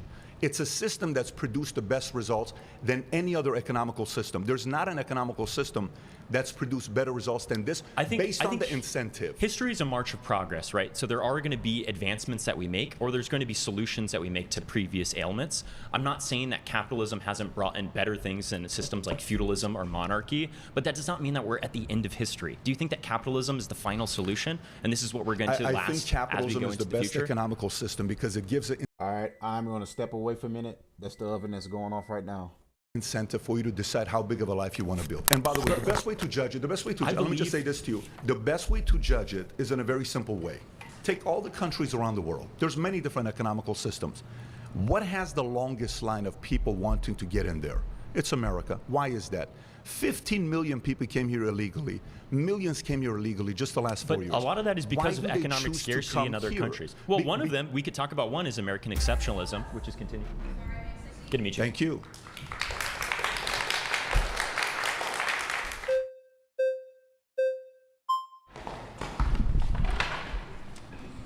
How are you? What's your name? Hi, I'm Alana. It's nice to meet you. Okay, so I think the issue is the framing of incentive here. Incentive doesn't disappear in a socialist or a communist society. It just changes and evolves. So we see in capitalism, the incentive is obviously monetary gain, maybe even collecting capital itself through land ownership. In a communist or a socialist country, you would see incentive would just evolve into, I know it's a vague term, but the common good. You have an incentive to do your chores around your house because you don't want to live in a filthy house, right? That makes sense. It doesn't have to be just monetary. So you don't think monetary incentive drives people, or you're saying that people should be excited to do their job, whether they're getting incentivized for it or not? That's what you're saying. People will be incentivized to do. Give me a case study. Give me a case study of that worked.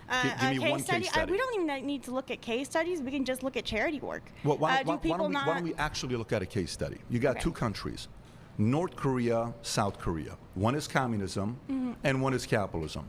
Yes. North Korea's GDP last year was $23 billion. Are we judging countries' values based off GDP and not what they value for freedom of speech? our You can't, humans? like, if you lived in North Korea, you wouldn't be able to do what you're doing right now. You wouldn't have a voice. In South Korea, I'm gonna give you stats. In South Korea, their GDP is $1.7 trillion. South Korea is also owned by like 5 companies in total in the entire 70 country. times better You think than that's North something to Korea. live by? If you are employed by the top 5 countries, you are practically unemployed in these countries. Do you like to be free? I'm not going to be free in a country like South Korea where I'm only employed in 5 companies to or call no somebody job. out like me? Do you like to be free where you can have a strong opinion? Do you like to be free to have your I like to be free, but that's why I'm anti-capitalist. Well, maybe you ought to That move is to why North I'm Korea or anti-capitalist, because Cuba or capitalism Venezuela. removes that choice. There is Oh yeah, this is that communist girl. I saw the trailer of this earlier, the preview. This is a communist girl.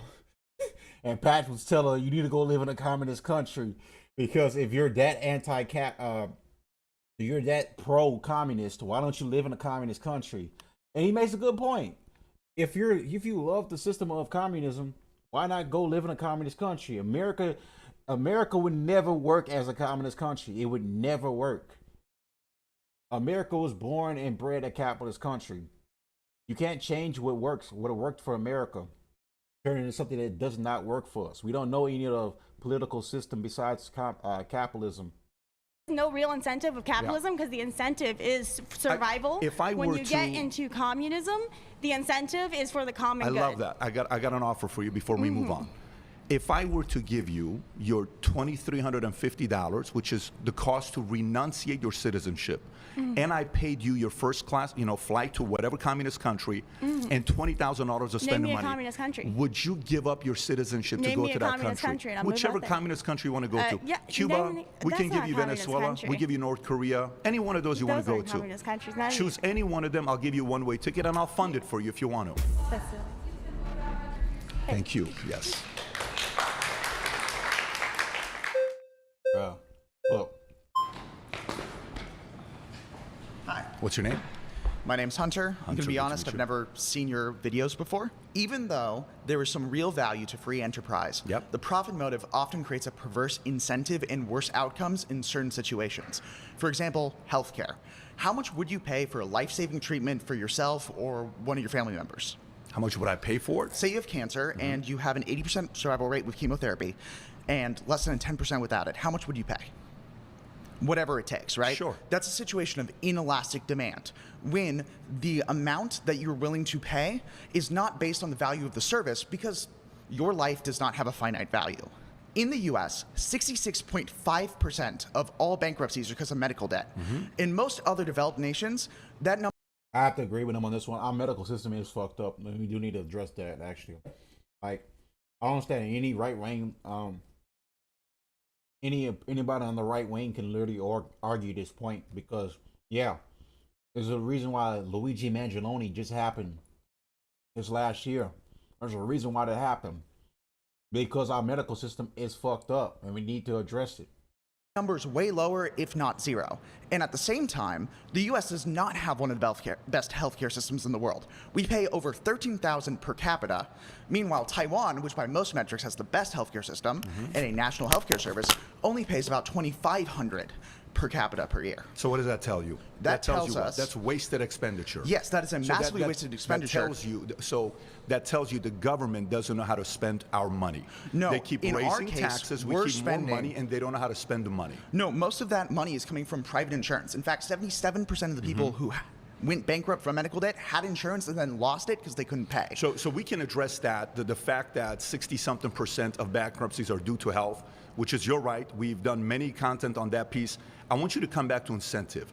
Address the issue with incentive right now, with capitalism. The reason why the medical debt is so high in that is because of the profit motive. If people will pay whatever it takes to not die, the profit motive in that case is perverse, because healthcare shouldn't be a market in the same way that other things might be a market. So you don't think the motive to have profit, to come out with a solution, is a good thing for the marketplace, specifically in the healthcare side? I think it depends on which market you're talking about. It's way different when we're talking about video games or cell phones or TVs or other goods that aren't as necessary as healthcare treatments. You're specific to healthcare. Yes, I'm talking specifically about healthcare in certain other markets where there's a natural... You ever heard of Home Depot? Yes, I'm aware. So one of the guys who's the founders of Home Depot, investors of Home Depot, his name is Ken Langone. His father died at 62 years old. Ken Langone today is roughly 90 years old, give or take. When he died at 62 years old, he tells the story that if there was a simple thing as blood thinners, his father would have lived to be 90 years old just like he is today. Yes. That makes sense. Came because of innovation, which he's been on for many years. My dad's been on blood thinners for the last 40 years. So I think the you're incentive to create conflating two things right now. Not all innovation is the result of the market, because many healthcare developments are created by research grants from healthcare funding, whether it's in the United States or in other countries. In most other first world countries, the result of medical research developments, which are massively outpacing that in the U.S. now because of our inefficiency, because we have a market-based system for healthcare. A very basic question for you. Most of that is because of non-market-based systems. Basic question for you. If that's the case, it keeps going back to the same thing. If it's better in other places than it is here, why are Americans and others not going there? Why are people coming here? It's very basic. How much does a plane ticket cost? No, they have the money to go to different places. They don't, because they know America's the greatest country in the world. They know it. Okay. Appreciate nice you. Nice to meet you, by the way.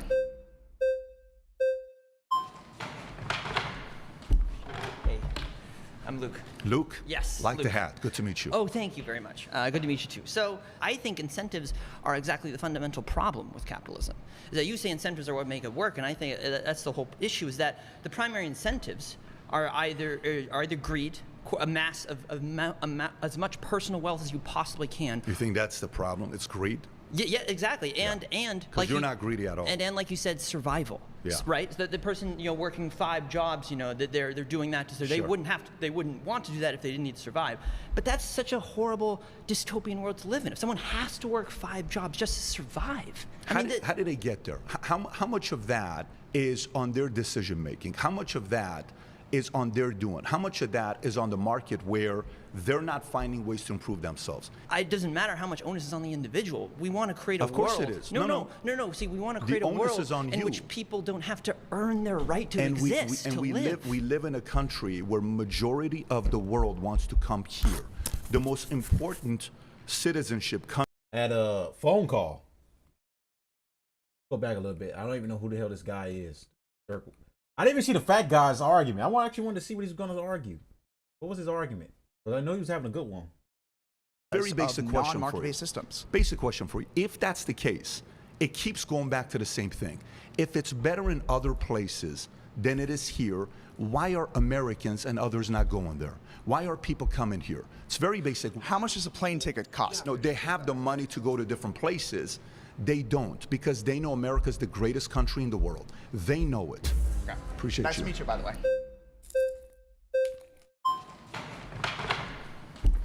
Hey, I'm Luke. Luke? Yes. Like Luke. the hat. Good to meet you. Oh, thank you very much. Good to meet you too. So I think incentives. This guy's like a nerdier version of John Redcorn. I don't know if people watch King of the Hill. You see John Redcorn, I believe his name. He's the Indian guy, long hair. He's screwing one of the main characters, his wife in the show. Is a recurring thing. This guy looks like him, but a slimmer version and a nerdier looking, pussified version of John Redcorn. Are exactly the fundamental problem with capitalism. Is that you say incentives are what make it work, and I think that's the whole issue. Is that the primary incentives are either greed, amass as much personal wealth as you possibly can. You think that's the problem? It's greed? Yeah, exactly. And like you're not greedy at all. And like you said, survival. Yeah. Right? So the person working 5 jobs, that they're doing that to they wouldn't want to do that if they didn't need to survive. But that's such a horrible dystopian world to live in. If someone has to work 5 jobs just to survive. How did they get there? How much of that is on their decision making? How much of that is on their doing? How much of that is on the market where they're not finding ways to improve themselves? It doesn't matter how much onus is on the individual. We want to create a world. Of course it is. No. See, we want to create a world in which people don't have to earn their right to exist, to live. We live in a country where majority of the world wants to come here. The most important citizenship country is America. Right. People give up their lives to come here. Have you ever lived in another country before? No, not lived, no. Why do you think so many want to come here? I think the people coming here are coming from gang-ridden, corruption-ridden, violence-ridden. You think that's just all it is? You think I came from a gang-ridden in Iran? I lived there 11 years. I think the majority of, certainly coming from... I mean, Iran wasn't... I mean, if he's talking about the Shah period, yeah, that's different. But, I mean, let's be real. They did kidnap a bunch of U.S. diplomats, you know, when the Iranian Revolution was going on. So, I mean, come on. Don't forget that. Come on, Bat. You can't be that biased and forget that fact. South Most America? people come here because what you're doing to me, you're sitting across from me right now. Right. Millions of people are going to watch this.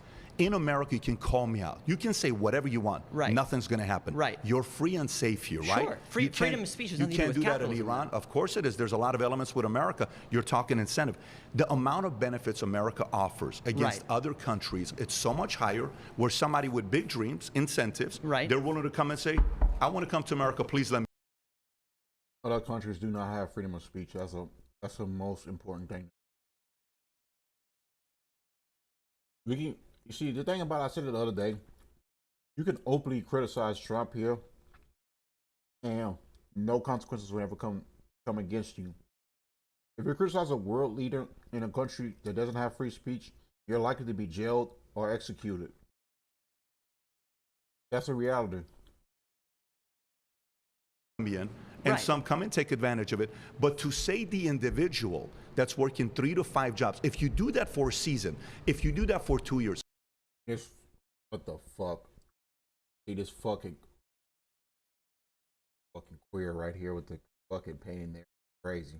If you do that for 5 years, fine. If you do that for 20, 30 years, you're doing something wrong. But the point is, life, liberty, and the pursuit of happiness, right? Those are the inalienable rights. We shouldn't have to earn those rights. We shouldn't have to earn the right to health care. You do have to earn it. Earn the right. No. Because we just want to live, exist. We can't work our... This guy just wants to make a lot of money without actually even putting in the work to earn the money. That's the thing with a lot of these fucking libs. They just want to make a lot of money without actually putting in the blood, sweat, and tears to actually earn it. You know? This guy right here lacks... This guy is giving me very, very low T energy. Because like, oh my gosh, I work so hard. I just wish I could get $1 million and I wouldn't have to work no more. Oh my gosh. That's this guy right here. He reminds me of that in every way. Like, just straight, like, making excuses, crying about everything, instead of getting out there and going and working to earn your money, bro. Stop being a little bitch, man. Our blood, sweat, and tears just to survive. That's a horrible dystopian world that we live in right now. No, then what do you think we're here for? To just sit around and play video games? What do you think we're here for? To sit around and watch TV shows? We're here to sit and watch cat videos? What do you think we're put here to do? We are here to create a prosperous community, to lift everyone up. How do you create a prosperous community? How do you create a prosperous community? Matter of fact, for you, how have you positively impacted a community? I guess volunteering, food banks, volunteering food. I appreciate you for doing that. Have you created jobs for others? Created jobs? No, I wouldn't say so. Why have you not? I haven't had the ability to do so. Do you think it's easy or do you think it's hard? To create jobs is probably hard, yeah. It's okay, so the people that create jobs, you think they should have a little bit of incentive for having risked their life savings, spend time away their families to create jobs so somebody like you can work for that company? Sure, but that is the incentive. And bravo for them, but that does not give them the right to pay themselves $2 million bonuses while their workers are scraping by at like $10 an hour. You don't get to choose how much money I choose to make. That's not your business, that's my business. If you have 4 girlfriends, and I have 1. Is it my business to tell you can't have 4 girlfriends? I think if you play 7 hours of Fortnite every day, right, and I don't play Fortnite at all, should I tell you you shouldn't be able to play 7 hours of Fortnite a day? In my view. Hey, appreciate you. Absolutely. His points were starting to fall apart. Like, bro couldn't keep it together at all. Like, you can tell like the nervousness in his voice. I feel like I see he was shaking a little bit too. A lot of these Jubilee debates, they're always nervous when they come up there. Like, they're just shaking. Like, damn, man. Social anxiety like a motherfucker. How are you? What's your name? Zena. Zena. Wow, damn, this girl's been on like 3 ones I've seen so far. Man, she's like 3 in a row on these darn things. Like, does she not have anything else going on? She's a terrible debater, but I'm just like, like there doesn't get anything more progressive than this chick right here. This Xena chick, this girl is super progressive. Awesome. So this claim about incentive is one that we see often promoted by capitalism enjoyers, right? Mm-hmm. And it's this idea that, you know, profit incentives is the only thing that can make humans do things, get up out of bed every day, which has never been the case historically. It's not the case psychologically. Historically, it's never been the case? No. What has been the case? So we've seen... What's been the incentive? The incentive is intrinsic motivation. Intrinsic motivation? Of course. Have you ever heard of intrinsic motivation? Of course I have. So you think people are going to go just do anything for no incentives? The incentive is intrinsic, meaning passion, interest, and honing your skills. Whether you get paid or not. Well, the problem is that we're forcing people to, you know, need to, you know, work to survive. So what's the alternative? So give me another solution, another economical system. May I finish system. the talking point? Yeah, actually, right, I'm awesome. curious. So yeah, the psychological theory of self-determination is widely accepted in psychology and basically explains that intrinsic motivation and passion is actually what predicts incentive. You're arguing that incentive is integral to profit-driven motivation. That's not true. Extrinsic motivation, at all times, at every single case, is going to, you know, predict less creativity, less motivation, less skill, etc. Intrinsic motivation is what causes things like technological development.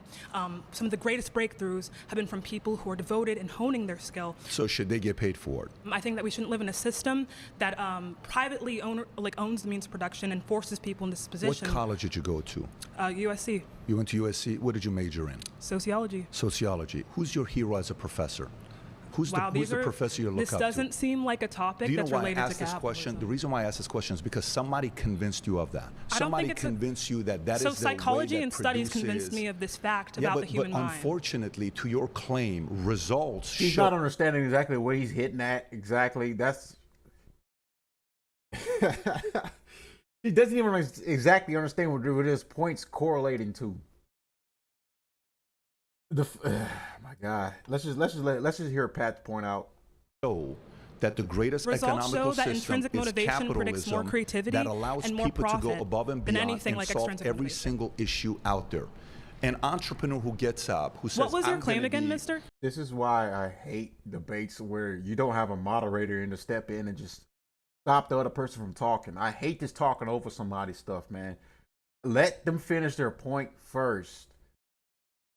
My God. It's so annoying when you watch these Jubilee debates sometimes where they're just talking over each other. But, hey, Pat is trying to hit the nail of the coffin with his points, so let's just keep going. I'm going to incentive. The entrepreneur what about incentive? Who has an incentive to go out there and build their lives, and you put no monetary incentive. So I'm saying that this incentive that you're talking about, what predicts the best incentive, the best drive, and the best creativity so what do you think about has Elon been proven Musk? by psychology. What do you think about Elon Musk? Can we respond to my claim? This is about incentive. All right, awesome. So you're arguing that incentive is intrinsic and tied to extrinsic motivation. What we find is that the best incentive comes from intrinsic motivation. So a person that's passionate about solving an issue is going to build something bigger than somebody else that's not. Yeah, so someone who has a true passion for this. Yeah, so exactly. So profit motivation is not the thing that's driving innovation, right? Of course psychology. It is. Of course so it is. Psychology proves that that's not the case. There's not, that profit's not the reason that we have the greatest inventions that we do today. I don't know if I disagree with the fact that there's a passion behind it. Are you saying people with passion, even if there wasn't the incentive to make as much money as they would make, people would still pursue it even with or without money? That's what psychology says. Well, your claims are... Yeah, that's retarded. That's retarded. The whole point is, if you really are passionate about something, you will hope to make an incentive out of it at the end of it. That is just kind of stupid. Like the whole purpose of like us breaking our bones off our backs and killing each other and to go out there and create jobs for others, is the purpose is for it to create opportunities for everyone else. But the main point is to make money off of it. That's the point. Her claim is that, oh, you can go out there and be passionate about something without wanting to worry about an incentive at the end of it. That is just dumb because they even suggest that. That's just very, very dumb. I don't think you can ask any of these guys if they want the note. They want the noteworthy. They want the recognition, and they also want the money that comes with it to make a lot of money. They're passionate about what they're doing, but at the same time, they want to be paid for what they did, for all the work that they've accomplished and they achieved. That's just ludicrous to even say that. You actually meet these guys, these greatest innovators in history, that if they weren't paid for what they did, if they didn't make as much money as they did, would they have even still done it? Somewhat, some of them might say yes, majority probably would say no. Because the whole purpose of what their technology is, their revolutionary work, is to make money from it. That's the point. Are wrong because That's not true. Whoever your psychology professor is, It's if not- you look at data and you find that, the guy needs to get his fucking degree stripped. That how America, that's only been around for 249 years, schooled all the other countries that have been around for hundreds, if not thousands of years They more. schooled all. They did better than others because the incentive because they was accumulated free market profit, capitalism. right, to That's 1% of the population Not and necessarily. continue to produce Nope, on that not basis. necessarily. It's Right? We not- had this. Okay. It's so not necessarily. Do we want to respond because you can say that? You've been but the interrupting the entire time. So if you're saying about the 1% are the problem and they're the only ones that make money, That's a lot not of what I people said. make money. You said the profit goes to the 1%. I'm explaining how it is that America has become the dominant power that it is now, right? What we see is that because we have this end. That black tongue's coming out right now. Engine, right? This desire to accumulate profit. You know, we morally justify things like going into other countries, imperializing them, colonizing them, and extracting their resources, right, to funnel our country, right? Social democracies in the Nordic countries don't do this. So yeah, they might not be the wealthiest power, but they have higher rates of What the hell was that creature? education, literacy. Bro, that wildebeest just came on the screen and just, bro, what the hell? Fucking panda bear to escape the zoo. Human satisfaction, etc. Right? So it depends on what we actually value in a Human society. behavior Do we value validates- well-being or do we value human profit behavior accumulation? Validates your point. If that's the case, people would move to those states. They don't. When you judge a great restaurant by the amount of people that come in, you can say the food sucks here. Yeah, you so can say the there were service millions sucks of people here. that lived but in everybody's Germany. lined up to want to come here. They're not lined up to go into so those there are countries. there are They're millions- just used by professors as theories. There were And millions of people that also lived in Germany in the 1920s. I lived in Germany before as well for 2 years. Hey, before we go any further, we want to take a moment to say thanks so much to Straight Arrow News for powering the fact checks in this video. And understand that their work is supporting honest news, getting you the grounded, or also thanks again to Straight. Claim is capitalism has lifted more people out of poverty than any other system. Yeah, that's true. Very true. How are you? Gabby? Nobody can really deny that. So I would argue that governments have actually lifted the most people out of poverty. If you look historically, we look at China, for instance, had the most significant poverty reduction in all of human history. They pulled 800 million people out of poverty using state-owned enterprises. According to World Bank data, China pulled 964 million people out of poverty from 1999 to 2021. The poverty line was measured at $6.85 per day. And state centralized planning. They did work with the capitalist system, but they did it, most of it was done through state-funded infrastructure, education, and contributing to strong literacy programs, redistributing the wealth. I think that my other argument would be that there hasn't been an opportunity for alternative systems like socialism to pull enough people out of poverty. So we look at examples. There hasn't been? There hasn't been enough opportunities for them to succeed. And so when Why we do you say, think that is? I think that is partly because of the U.S., and I think because capitalist forces and global market insecurities have sabotaged these attempts to do socialism. So we look at an example in Chile in the 1960s. They elected. Bro, these communists and socialists, bro, they're just insufferable people, man. Socialism and communism would just never work in America. It won't work. It can't function as a political system. I remember I worked with a guy recently. The guy is very, very insightful, very smart. He's a Marxist. And one of my other dudes I work with asked him a question. How would Marxism function as a political system to fully meet the needs of the American people? And he basically couldn't even tell you how. It goes back to the Soviet Union days and all that. That's the reason why the Soviet Union collapsed. I mean, communism couldn't work long term. And not to mention, like, the whole purpose of communism is that there's no such thing as a social class. There's no such thing as a hierarchy. There's equal. Everyone's equal. No one wins in communism. But the problem with all the leaders of the Soviet Union, there was a lot of greed and a lot of distrust and a lot of power, want for power. There's a reason why Joseph Stalin took over. I won't say I admire Joseph, but he's one of the best capitalists. Communist. My bad. One of the best communism leaders during the Soviet Union, because he took over a dictatorship as a dictator. Just let that sink in what I just said for a moment. A democratic socialist, and he proposed literacy reform, wealth redistribution, land reform, and all of that was a threat, obviously, to the United States because McCarthyism was on the rise at the time. And so instead of allowing Allende to have a chance with that, the U.S. Orchestrated a CIA-backed coup to take over and to have a military dictatorship that led the country instead of Allende, who actually was having a lot of success in reducing the poverty rates before the U.S. interfered. And so I think we look at other parts of Latin America, like Venezuela, for instance, and we see the same thing. We see that the U.S. has interfered several times. You know, with Chavez in Venezuela, he was able to reduce the poverty reduction in half in the first decade of him being in office. Poverty decreased under Chavez from 62% in 2003 to 32% in 2011. But today, under the system he created and the leadership of his hand-picked successor, Venezuela's poverty rate is more than 90% due to the inflation that once hit 300,000%. Most citizens can't afford a proper meal.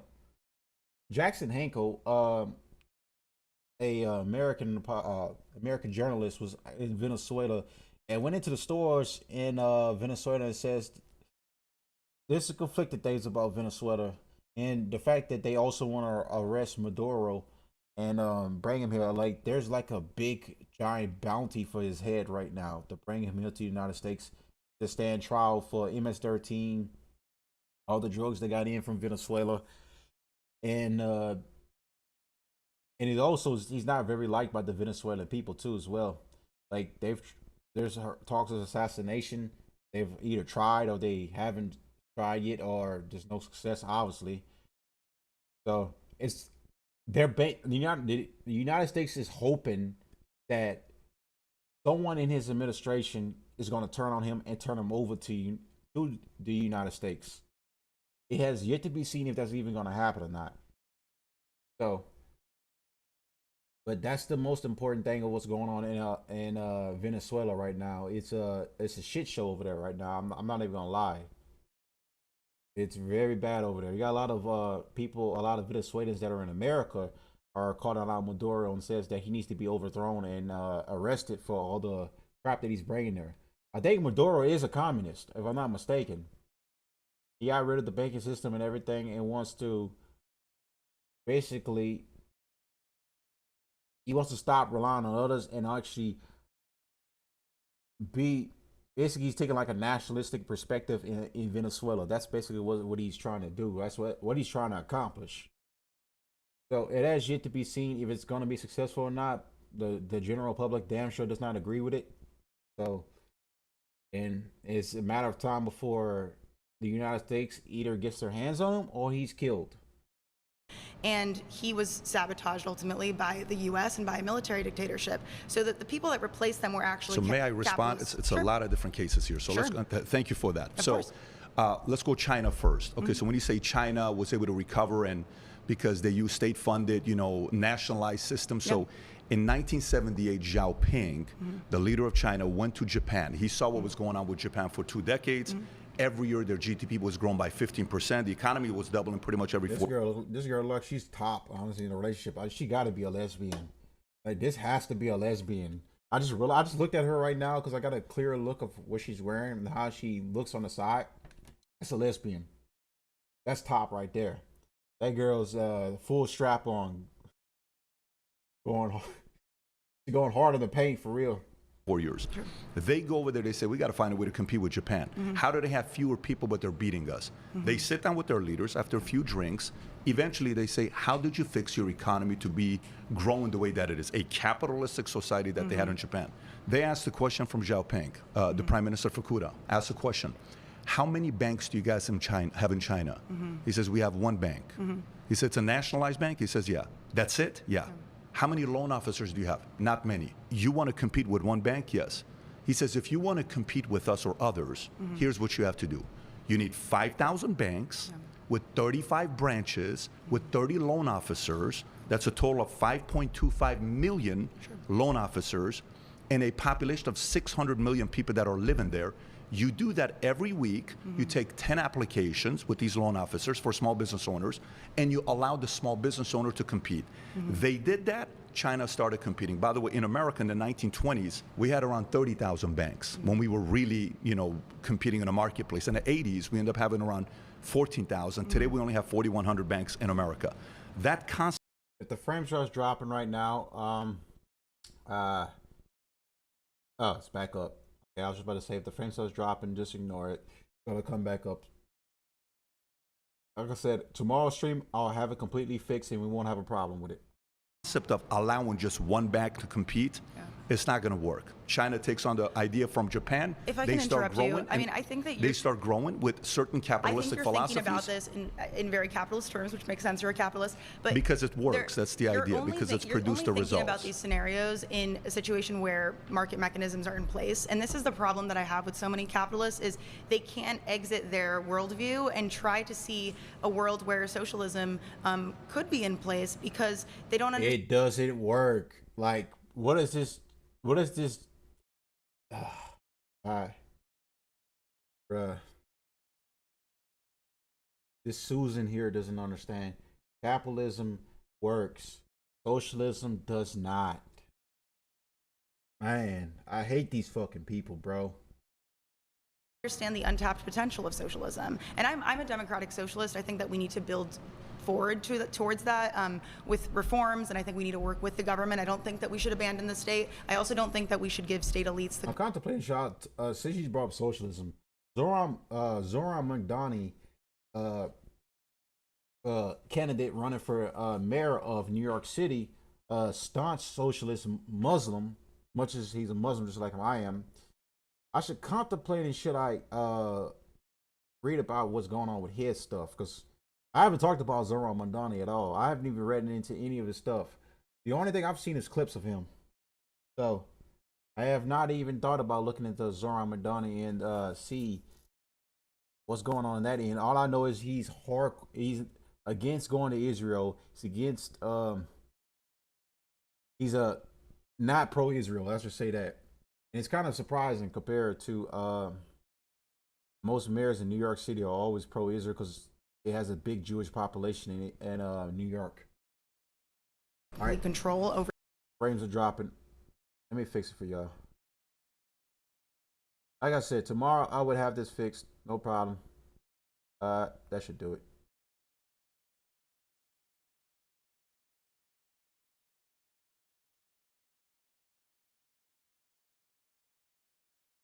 Give it a minute.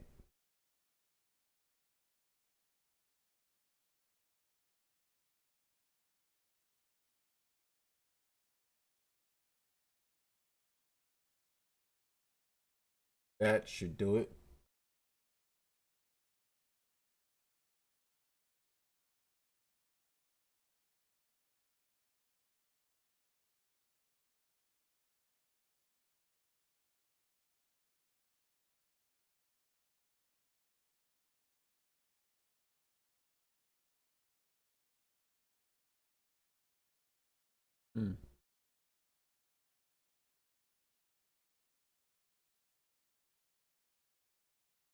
Still keeps dropping. Oh man.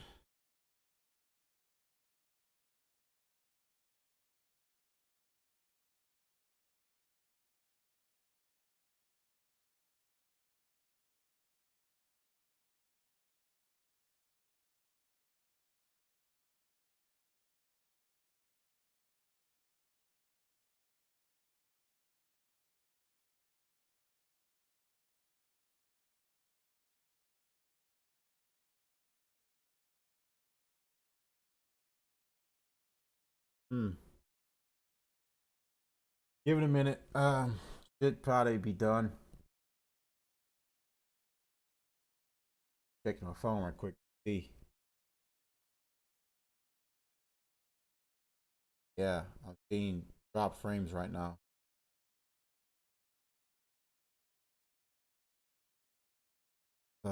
Man. Oh man, OBS is just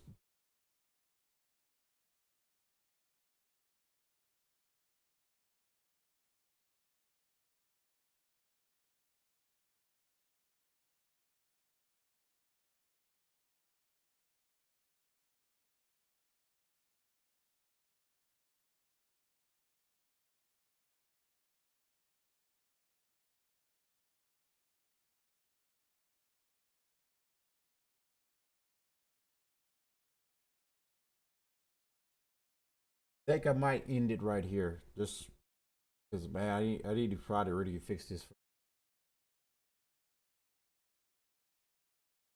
I think what I'm gonna do is when we start the stream, we're gonna finish reacting to 1 capitalist versus 20 anti-capitalists at the start of the stream, and then we're just gonna go ahead and cover the news right afterwards.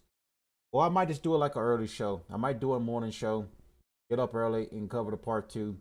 Make sure everything is fixed and go for tomorrow, because apparently this is not coming back on. I don't know why. Bullshit is just, bruh, this is crazy.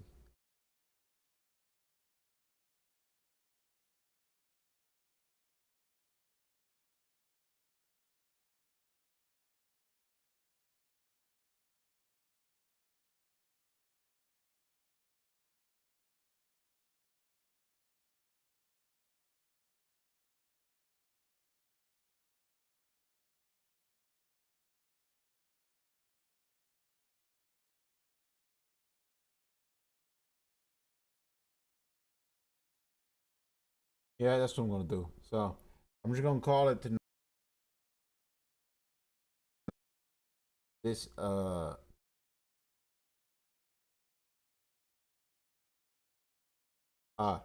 think I got it fixed.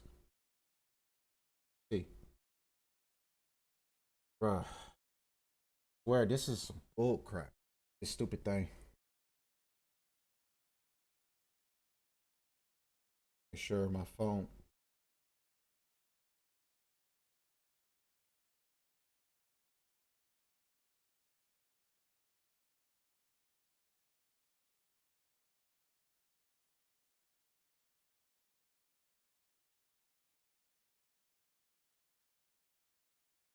All right.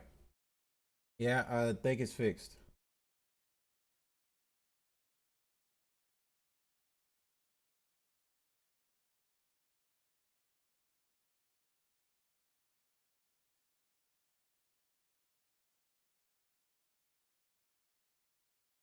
All right. So, I still might end it early though. I'm not gonna lie. I am kind of full now, and I'm like, I really don't want to watch this. I'll probably just gonna, you know what I'm gonna do? I'll just get up early, react to the rest of this tomorrow morning, and I'll just save it right here. Where we at? We're at 25:50. So I'll react to this, and then I'll do my night show. So do a good morning in America. That's a copyright name, so I can't even use that name even if I wanted to. But we're gonna stop it right here, and we'll come back to this in the morning. So I want to thank everyone for tuning in to the stream tonight, and I look forward to seeing everyone on the morning stream tomorrow. Make sure you tune in. Gonna go live around maybe 10, maybe the latest is probably 11. So tune into the stream. We're gonna react to the rest of the Jubilee debate. But anyways, I hope everyone has a good rest of the night, and I'll see you tomorrow on the next one. Have a good one.